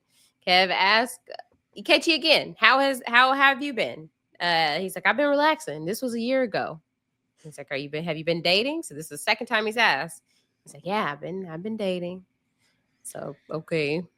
And so Kev, he thinks we care so much about his life and we want to pry into his life. No, I have to ask these questions because that's what I ask everybody. Like you're not special. I'm just like there's no reason to be secretive. No one's dying to know who you are dating. I'm not going to ask you for her name and social security number. I just want to know if you're seeing anyone because that's what we ask on these things. Right. I did want to point out like when we were talking about her feeling belittled by him. And how he's like, he totally dismisses her. He's like, you have your feelings. They are valid. No, your feelings are valid. They're not true, but they're valid. I'm like, okay. So basically you're just totally belittling her. Invalidating. Yeah. Like in the same sentence, you say you're not belittling of her. You belittle her by just totally disregarding her feelings. I was like, that's Exactly. craziness. But yeah, I didn't remember if you had mentioned that or not. But I just want Yeah. I wanted to No, I really didn't. drill down on that. That Yeah. was crazy. Absolutely. We just end on Kev asking EK to describe his perfect woman, and he said Michelle Obama. You still don't get it. Mm-mm. Still doesn't get it. All right, Madison and Alan. The time for the showdown we've all been waiting for. Finally, the sit down with Madison and Alan where we get all of our true feelings out together with no other third parties present except for Kevin. No other Davids around, no other Michelle's around. It's just Madison and Alan back together to sit down and talk. So they come out. Kevin says, so you guys had, a good wedding day. Like, how did you guys feel about the wedding day? They both say that the wedding day was great. Madison says, I had a great time, but after that, I really started to get into my head. She says, I was realizing that certain things about us weren't compatible, and it felt like I was forcing something that wasn't really there. And with all the pressure or anything else going on, it was just so much to deal with. Kevin asked Alan what he was feeling from Madison. Like, what were the vibes like from Madison around that time? Alan says he could sense that something was off because whenever he would just, even the lightest of touches, she would tense up. And he says, normally when you're dating, you would feel that and you would say, okay, well, this isn't going to work. And you would just let it go. But they're married. So they were, they kept trying to find that spark, but they never felt it. Kevin asked Madison if, did you actually give this your best shot? She kind of hems and haws the answer as she's wont to do. But she says, I will say that Alan definitely gave it his best shot. Like, so, meaning you didn't give it your best shot. Excuse me, don't speak for me. Yeah. Madison does regret dealing with these things about Alan by herself. She wishes she would have given him the opportunity to make her feel more comfortable. Like, she was feeling uncomfortable. She wishes she was more open about it so he could try and make her feel more comfortable. She wishes she had those tough conversations. Alan is like, so when you say you felt uncomfortable, like what was I doing to make you uncomfortable? Like what was that about? She says, well, I just felt like we had a friend vibe, like, and I didn't communicate that, so we were just kind of stuck in the friend zone. Kevin asked Alan if, things would have been different if Madison's focus was solely on Alan and not elsewhere. We'll just say he doesn't say on David. He just says, other places that weren't you. Yeah. Alan says, he doesn't know for sure, but it probably, something would have changed, but he doesn't want a relationship where in the beginning of the relationship, like they were, like she was so put off by him, but he wouldn't have wanted it anyway. Madison says she does wonder how things would have been if the couples weren't around each other all the time and how things would have turned out. They were more separated from the other couples. Kevin's like, that's how they used to do in the old days. Like Kevin is like that contingent of the fan base that's like, stop putting the couples together. Like the couples should not interact together at all. Like make them find a place to live together. That's what I liked. Talk about finances more. Right. Just say all the things that are missing from the old days of MAFS. Right. Make MAFS great again. Bring back 3 couples. Give me 5 experts. Right. Yes, 3 couples and 5 experts. Madison says, and that's just such a cop-out for Madison to be like, well, if they had to dangle that David carrot in front of me, who knows? Like, bruh, there's literally other people that exist in the world. So you're telling me that you can't even show you other people that are in this experiment without you being tempted? What happens when y'all go in the real world? As if there aren't hundreds of other people that have done this and are just totally fine with being around other people. Like, because let's be real, if it wasn't David, it would have been somebody else. Yeah. It would have been someone at the bar, someone else at the gym that you would have formed a connection with. And because let's be real, part of this David Madison infatuation, I'm still going to call it that, is because she was struggling with Alan and she was looking for other outlets, for other avenues. And David was there. Because when you compare, obviously you're going to see like there is no pressure in this situation you have with David because you're not married to him. You're not forced to have any type of conversation.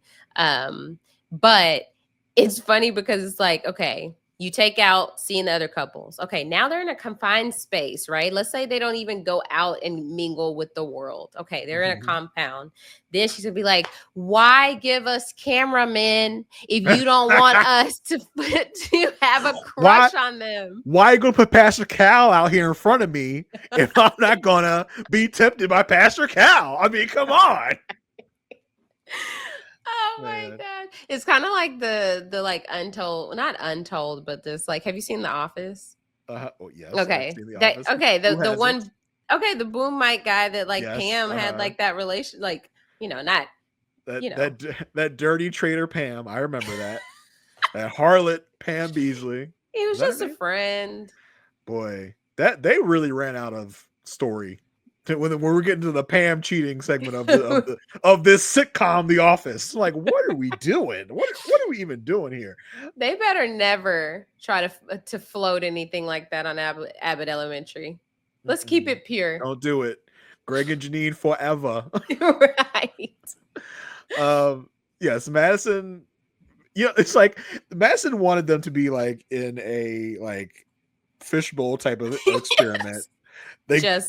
They don't meet with anyone else ever. They just get food shoved in their door by just a slot opens in the door. They get food through the slot. Like that's how we could have made it work. Like if it was like Severance style, all white. She had no concept of the outside world. Alan would have to be the last man on earth for me to find him attractive and to be my husband. He would have to be the only option I could have. Then it could have worked. Madison would have fallen in love with Alan, is what she's trying to say. That's right. Simple as that. Madison says that, she had so much anxiety in those group settings.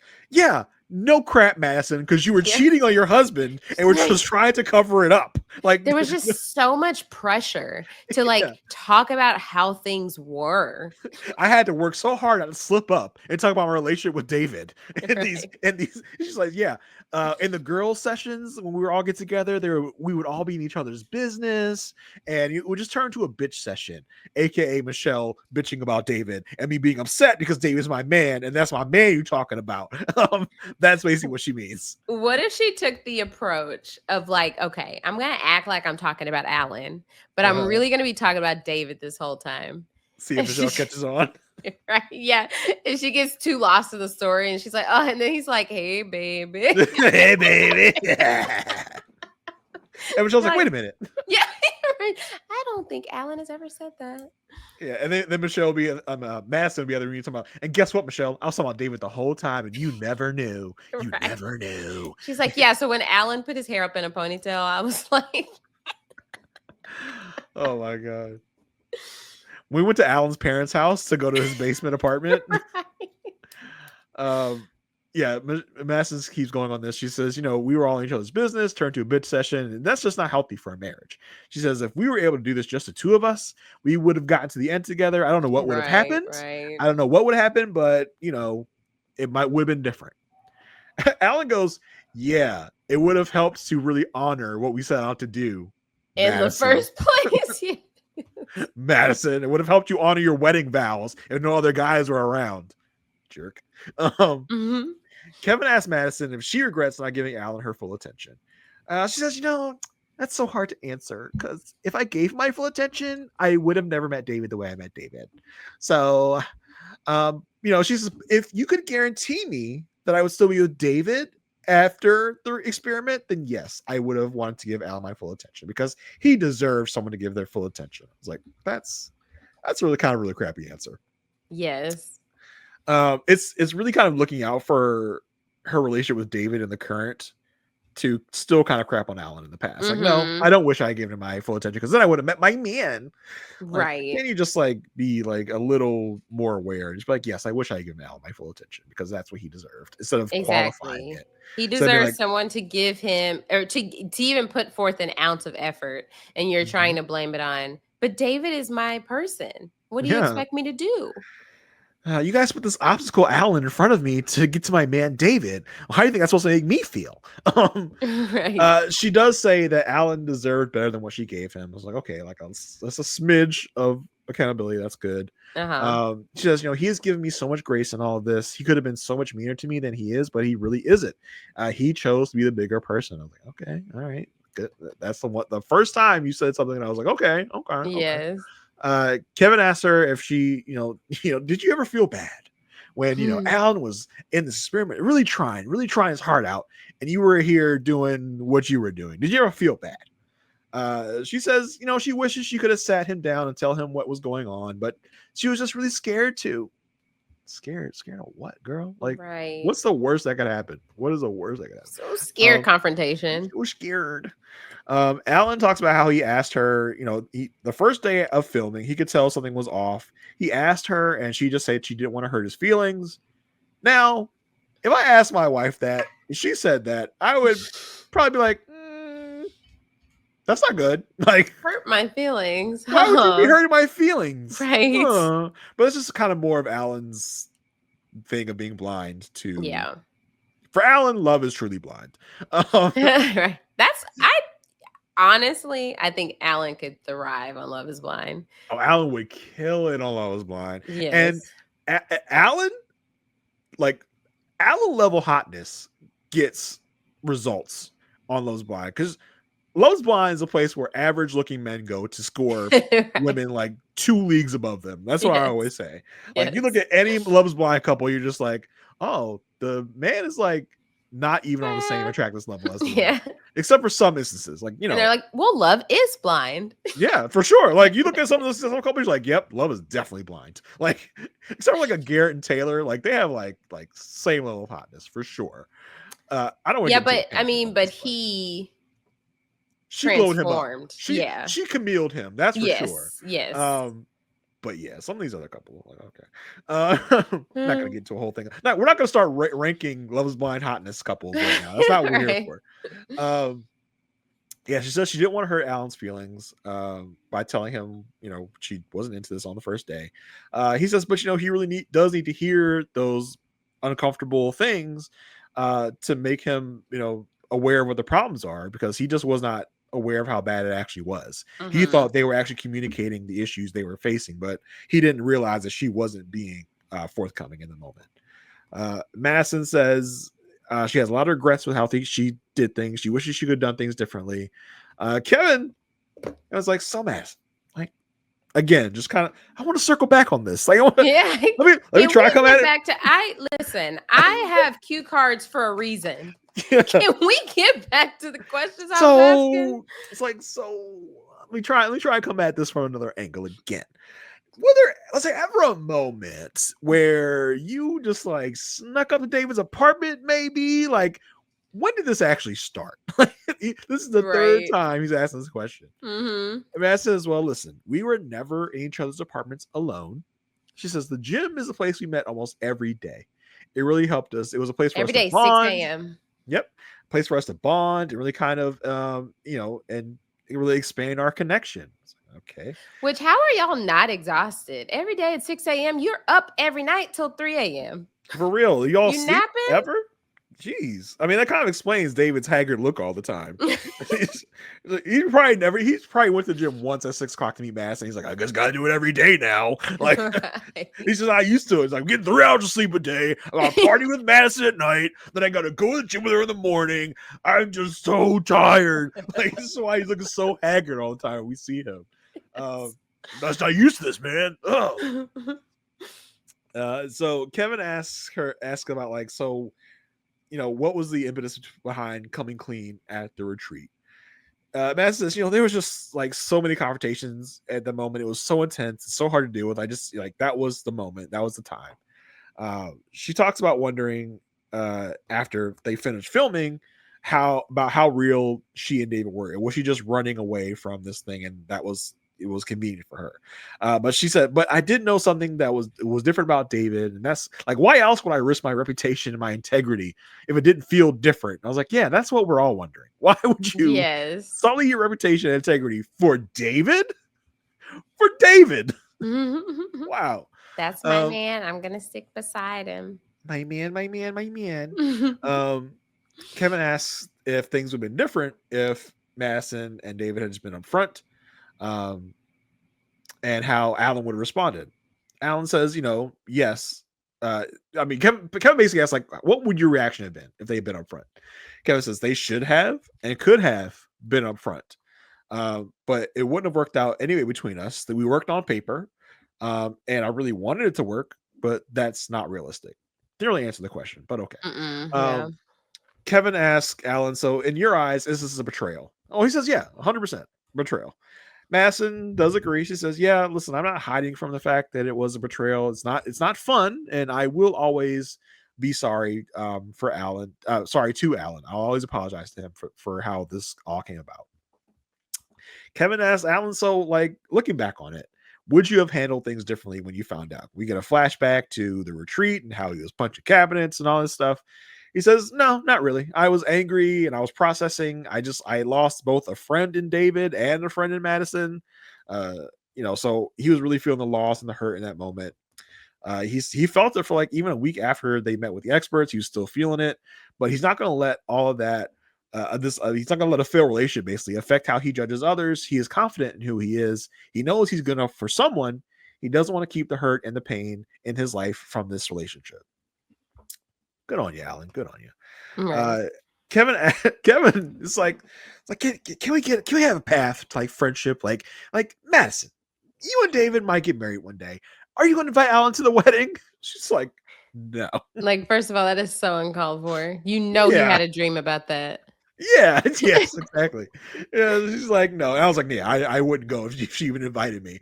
And I was like, we are fine when we're out, when we, see each other in group settings and everything, but I'm not really trying to be in their lives at all. Right. Kevin asks about Alan's new girlfriend. Like, Mads, are you excited to meet his new girlfriend? She's like, yeah, I can't wait to meet her. And apparently she wants to meet me too. I was like, okay, cool. Which I was like, how we go from, oh, we only see each other in group settings, so you're so excited to meet Alan's girlfriend, and you know that she's excited to meet you. Yeah, it's weird because it seems like if we're at a group setting, maybe Alan and Madison are small talking, right? Like maybe that comes up. It's weird to me that they would be small talking at all. Like if I was Alan, I would be talking to Madison at all. I'd be like, I have nothing to say to you. But it sounds like they're just like small talking in these group settings, which is like, okay, good on you, Alan. I guess. Better man than me, I guess, Alan. Kevin asks Alan if finding like his girlfriend, finding someone else is helping him get over this hurt. Alan says, yeah, it helps me realize that it was just a matter of time for me to find the right person for me. Like, to know that I am a person that someone wants is great for me. Madison says she wishes him the happiest. He is the group, he is their champagne Alan, as she put it. Yeah. She hopes that he finds someone that treats him well and loves him for him. Even his broccoli underwear. I was like, I mean, did broccoli underwear really like affect you that much, Madison? You're still talking about the freaking broccoli underwear over a year later? Get over it. She does say she's sorry that she didn't treat him. He kind of stopped smiling when she said that. Yeah, like you're just dude, stuck up over broccoli underwear. She is sorry that she didn't treat him the way he deserved. Alan wishes her and David continued happiness. Kevin commends both of them for being open and honest and trying to resolve things. Yeah. Didn't give what we wanted it to give. No, I really need Alan to be rageful and be like, you cheated on me, you disrespected me, you this and that. He's just like, yeah, it's all good. It's kind of hard. I mean, I see from his perspective, like, you're in a new relationship. Like, why would you be on the reunion going in seeming like you're still torn up about it? Yeah, if you're the other girl, like, why are you so like stuck on this Madison thing? You got me now, baby. What if she was like David? She's like, hey, baby. Right. Yeah, listen, Aysha, before we move on, before you do the record scratch, I'm still just like really stuck on this time frame. You seem to like refuse to give me just a general time of when you were just like, Jason, me and Jason podcast together. I think that'd be great. I was looking for that when that thought hit you. Oh, okay. Listen, I really don't want to like linger on stuff from the past. Yeah. Okay. But see, it's just kind of important for me to know, Okay. when you had that thought. I'm just looking to When did I for have my own like peace of Uh-huh. mind. I'm just looking for when that was. Okay, maybe at the gym. Does that work? When you were just one day at the gym thinking like, Mhm. hey, MAFS podcast partner. Who have I talked to about MAFS in the past? He was on the Mhm. treadmill. I was Just doing you on the cardio, treadmill. never do cardio. Right. Who was that guy I talked to about MAFS that one time? I think Mhm. his name was Justin. Jeremy? Josh. It's definitely Josh. It was definitely Yeah. Josh. I was looking for like give me a year. Like, I'll even take a year. You remember back in the day, like when I was like covering episode or season 12, season 13, every morning, 6 a.m., we'd hop on the phone and be like, oh my gosh, did you watch what MAFS? And we talk about it. Yeah, And then I remember like that encompassed a lot of days. I'm just looking for the day when it became official in your mind that it was like, Mhm. this is the time. I've locked it in. Uh-huh. This is the person I'm going to ask to be on the podcast. Listen, why don't we just blow it all up? Yeah, go ahead. Just let it all out there. Let it all loose. Set everything on fire. Right? Isn't this where we cut to commercial? Okay, fine. You're It's not going to hard be to avoid forthcoming. a question. I don't understand how Madison has done it. She's a pro. She's a pro at this point. And David doesn't do it as well. Not as well. No, he But lets Madison, things slip. He lets things slip. Madison is a safe. Madison's she locked. said, I All know the how to get out of answers this. are in here, and you're not going to get them out. They're all up in Exactly. here. I got everything you want. I got a timeline right here, but I'm not going to tell you. I'm a It's vault. locked away in this vault right here. And Yeah. when David is in his segment with Michelle by himself, she's backstage like, oh my god, like don't f this. She up. said, look, before you go out, because they're matching, right? We forgot Yeah. to mention that Yeah, they are it's matching and they're sufferable. little Yeah. green, black, whatever. She said, I'm gonna put this in your ear. If you repeat everything I say. She found a private room. She's like, okay. No one's looked for her or anything. No one cares. It's like, David, stop, David. It's like, Madison, what are you doing? Like, don't worry about it. Leave me alone. And yeah, whatever. Oh my gosh. Okay, so we cut to the ladies. This segment wasn't like much of anything. They do like a superlatives thing, like, okay, who was the best to give advice? Who gave the best advice? Camille. Who's the life of the party? Carla and Madison. We know that. Who will you be in touch with in about 10 years? Carla says everybody. Camille, MM, and Madison. Okay. You and Madison have grown closer. Yeah. Okay. Michelle said all the girls, except for Madison, obviously. Yeah, obviously. Right. And then MM says she'll be close to everybody, especially Camille, because they live around the corner from each other now. So I'm guessing, like MM's still in her place. Brandon has moved in. When Camille and Tom's got a place, it's close to MM. Yeah, is what I'm thinking. They need Thomas and Camille need to bring their income together to match MM's income to afford an apartment in that area. Yeah. We find out they were all shocked about MM's engagement, but they were all very supportive. MM felt the love from them. They talk about like what was it like seeing like Camille and Thomas together. Carla said it was really nice just to see how they accepted each other for who they are. And MM can just see how vibrant Camille has gotten since she's been with him. And Camille says this is the healthiest relationship she's had. They start talking about, okay, what kind of guy is good for Carla? And Camille says she needs a lover boy. She needs someone who can let her be the star of the show. Camille says with Michelle needs somebody who's sure of himself and like is a safe space for her to bring her walls down. Camille is just this voice of reason at this point. Yeah, Camille is the star of this segment. Everybody loves Camille. Camille loves everyone. Camille is definitely the mother of the group, basically. Yeah, Camille's the one walked away with her husband. She said, I actually had an amazing time on Married at First Sight. Highly recommend. Yeah. I don't know why everybody doesn't do this. Right. And she looks at everybody else like, oh, this is the reason. Right. Why Ooh. Then we switched to how, Madison caught some heat from the girls at the retreat. She does say that she appreciates the women for like holding her accountable. Carla talks about how she was there the night that the text was sent, and she said, look, I didn't want to assume nothing. I just knew he was off with her looking for her phone because she like apparently lost it. She's like, look, I did lose my phone. I think the story is David took her phone. David's like her phone. Like, but you can't find your phone. He's like dangling. Hey, baby, I got your phone. You can't reach. But so, like in this moment, like it really made me thinking, like if someone lied to my face, Dwayne Masson is lying to these girls' face right now in this retreat conversation.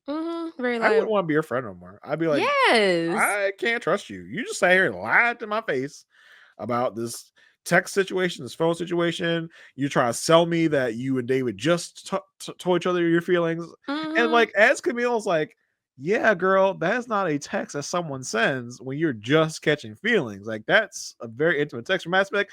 Yeah, I don't know. That is weird, right? Like, girl, right. You cannot lie to my face and be like, we're still gonna be friends after this, right? No, you're dead to me. You're over.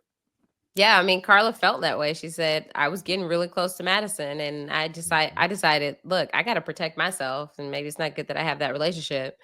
They talk about, does this break girl code? Camille said this was a whole new level of girl code. She's just like cool with everybody. And then they Kev asked like Michelle, like, what still bothers you about this whole situation? And she says the timeline is still off. And you see Madison just rolls her eyes.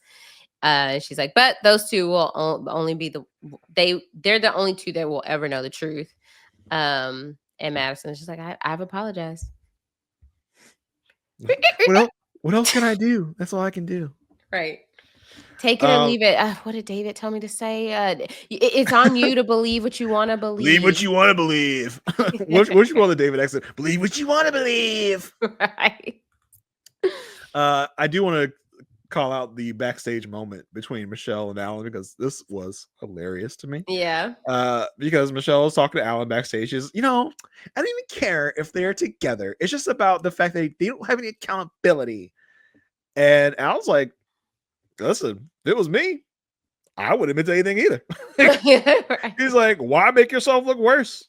I wouldn't do that. I was like, Alan, stop. Like, I need you to be mad like Michelle is. Come on. He said, I'm over it. Like, it's annoying that Michelle is mad, but I think you have righteous anger. I need you to have anger. Come on. Michelle says, yeah, but I don't want to look a pushover. And pushover is a trigger word for Alan. Because I was like, listen, I ain't a pushover. I'm not a pushover. He says, but when you let other people affect your life in this way, you're giving them control over your life. I was like, oh, Alan, I gotta be so stinking mature. Like, I hate this from you. And then Mass and David again are just being schmoopy doopy, kissing each other, holding each other's hands. She's like, none of us are perfect in this. I was like, Madison, there's guiltiest parties. Yeah, there's being not perfect, and they're just like totally disrespecting everyone and everything. That was you. He says nothing else matters but us. We know what it is. And they kiss. I was like, ugh, gross. Get them off my TV. We do get the last segment is the Michelle David segment. They come on out. Kevin asks them, so have you guys even talked at all since we last saw you at that party? He said, nope, not at all. Kevin asks if they wish they could have spoken. David says, yeah, I've used this year to really think back and reflect and think about how I disappointed, everyone, Michelle, my family. Kevin says, how does your family, like, what do they think about this? He says, yeah, my dad was really disappointed. And my mom was really disappointed. Like, okay, so they're both disappointed. Kevin says, listen, David, when we first met you, you had this like Peter Pan flavor, you were like you live with your parents' basement, and it really kind of turned Michelle off. We get the whole flashback of Michelle touring his basement apartment. Michelle says, I just didn't think at our age we'd still be living with our parents. She says, I do wish I would have reacted differently, but nothing would have really changed my mind about my feelings about him living in his parents' basement. Kevin asks David, did he feel rejected? David says, yeah, it was really uncomfortable for him. He felt like he was walking on eggshells. People love their eggshells, I'll tell you that. Right. Kevin asks, so David, when did you just really just give up? Like when was your moment you gave up? Is probably like right after the anniversary is when I was just like, I don't know if I can do this anymore. Kevin says, so, but you had already been hitting a mass at that point, right? David's like, I mean, yeah, but I didn't think it would go anywhere. Like I wasn't trying to pursue it.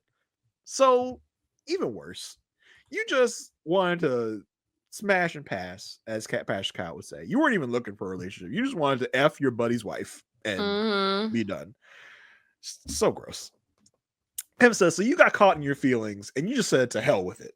I'm gonna go out with Massive behind everyone's back. And he's like, I mean, yeah, that's good. I mean, listen, you said it. You said it, not me. Right. He's like, what can you, like, basically, like, wouldn't you?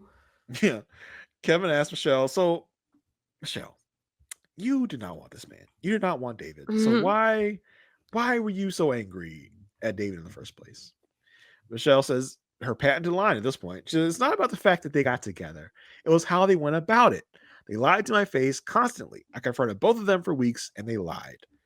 It's like, well, you kind of just confronted Madison like on that one day. Like there was that one day you confronted her and she lied about it. She says, I really confided in the girls. And Madison never said anything. All these times I bring up the text, she never said a word. We see the flashback of Michelle telling the girls about the text, and everyone just kind of be like, and Madison explaining, oh, someone stole my phone. Michelle says she really acted like my friend, and it's the lies that are annoying. And the fact that you're still lying about the timeline is very annoying. I mean, you can feel that way if you want. Like Kevin says, well, and we already know that's how he lies. Like that's when he's like, "Whoa, when you can think whatever you want." That's his tell. I've said what I've said. That's when we know you're lying. That's his tell. And Kevin says, well, David, how would you feel if I told you I kind of agree with Michelle? Like, the timeline is weird. He says, the language of that text makes it hard to believe that your relationship didn't start any earlier than that. Kevin's like, Kevin is sick of this. Kevin is like, I've asked 3 times. He's like, can we clarify the timeline? Can we get a true accounting of when this all started? And David talks, I don't know how we transition, but David talks to Michelle. He's like, Michelle, like you never gave two S's. You never did.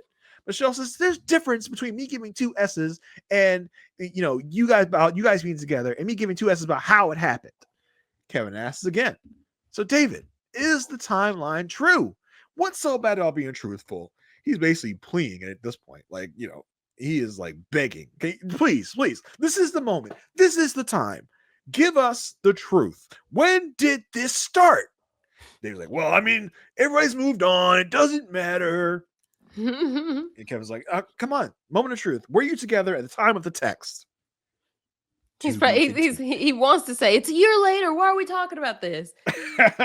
Because it's the reunion. Yes. I don't understand why everybody's so bad out of shape. Yeah. So we get a to be continued.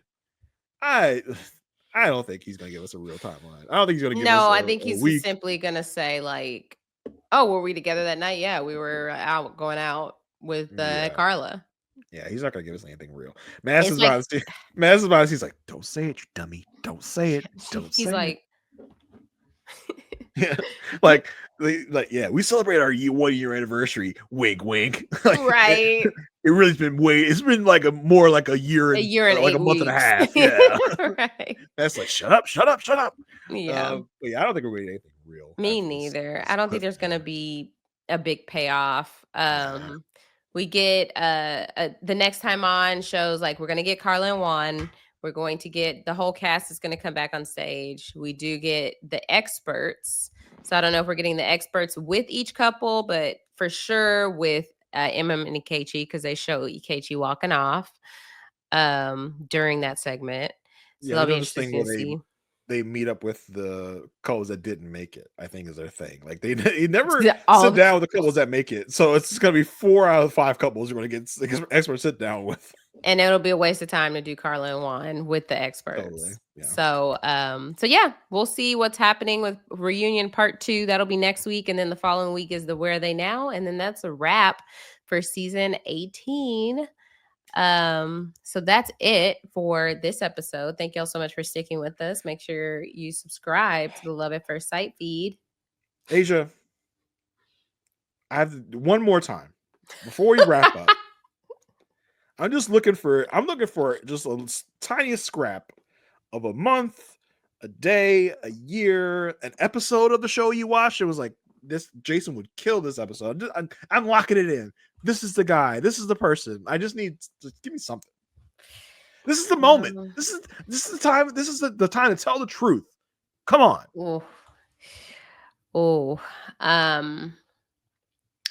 We started covering season 14 in 2022. So if you're looking for a year, I'll probably say it was before 2022. Okay. Yeah. Right. So 2021. Okay. Now, can we narrow that down to a month? I think we're getting somewhere. That's not something I can do for you. Oh, damn. Stay tuned next week on to be continued. A Perfect Match. To be continued. Jason, where can people find you and keep up with you? You can find me on Blue Sky, JR33D. I'm not a big social media anymore, so if you want to follow someone and just like say you follow me, that's cool. I'm down with that. I'm not gonna flood your timeline with any nonsense. As far as podcasting goes, there is quite a bit going on right now. As we talked about earlier, me, Aysha, and Mary Krukowski just wrapped up Love is Blind season 8. We talked about the weddings and the reunion on the one podcast that came out just a couple days ago. So check that out. We had a great time talking about a bad season of TV, but that makes it all the better when you watch a bad season of TV and you get to talk to your friends about it, and you guys get to listen to us talk to each other about it. That makes it even more enjoyable, I think. Other podcasting I have going on, I'm talking about the show Daredevil Born Again over on the We Know Scripted TV feed on RHAP's podcast. Me and Sasha Joseph are going through that show.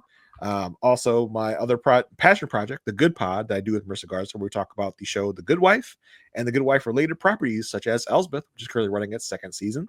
So we're talking about both those things right now on The Good Pod. So come join if you are interested in that. You can also check me out on The Crime Scene, or no, it's not The Crime Scene, it's just Crime Scene. Crime, SEEN, where I talk with Mari, our friend, our guest co-host, Mari Forth, and Sarah Carradine about the documentary Burden of Guilt. Had a good time talking about a bad horrible crime, so come check that out. You can also check me out on Altar Call this week on two different things on Altar Call. I talked about the Traitors season 3 as a whole with Tane this week. Also, I will be talking about this episode that you just heard me talking about on Altar Call this week with Tane. So you can check me out. What's the matter? Just wow. I mean, listen, you don't want me here. You can't even give me a time. So maybe I'll go take my efforts out. You're elsewhere. Here now. What does that matter? Hey. So yeah, those are all places you can check me out. Come on over. If any of that tickles your pickle, I'm there for you. Well, thank you, Jason. I didn't know we needed to allocate 5 minutes for your plugs. You're doing a lot. Hey, listen, you think back in the day, roles reversed, when you had all this and this and this and this, now your turn to sit there and listen to my plugs. I guess, yeah.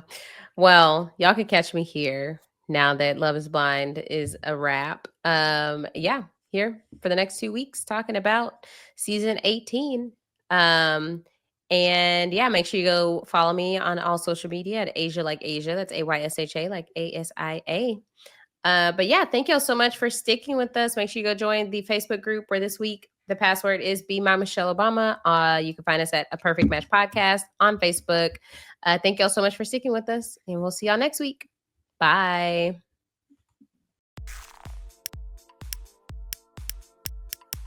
This is RHAP. We know reality TV.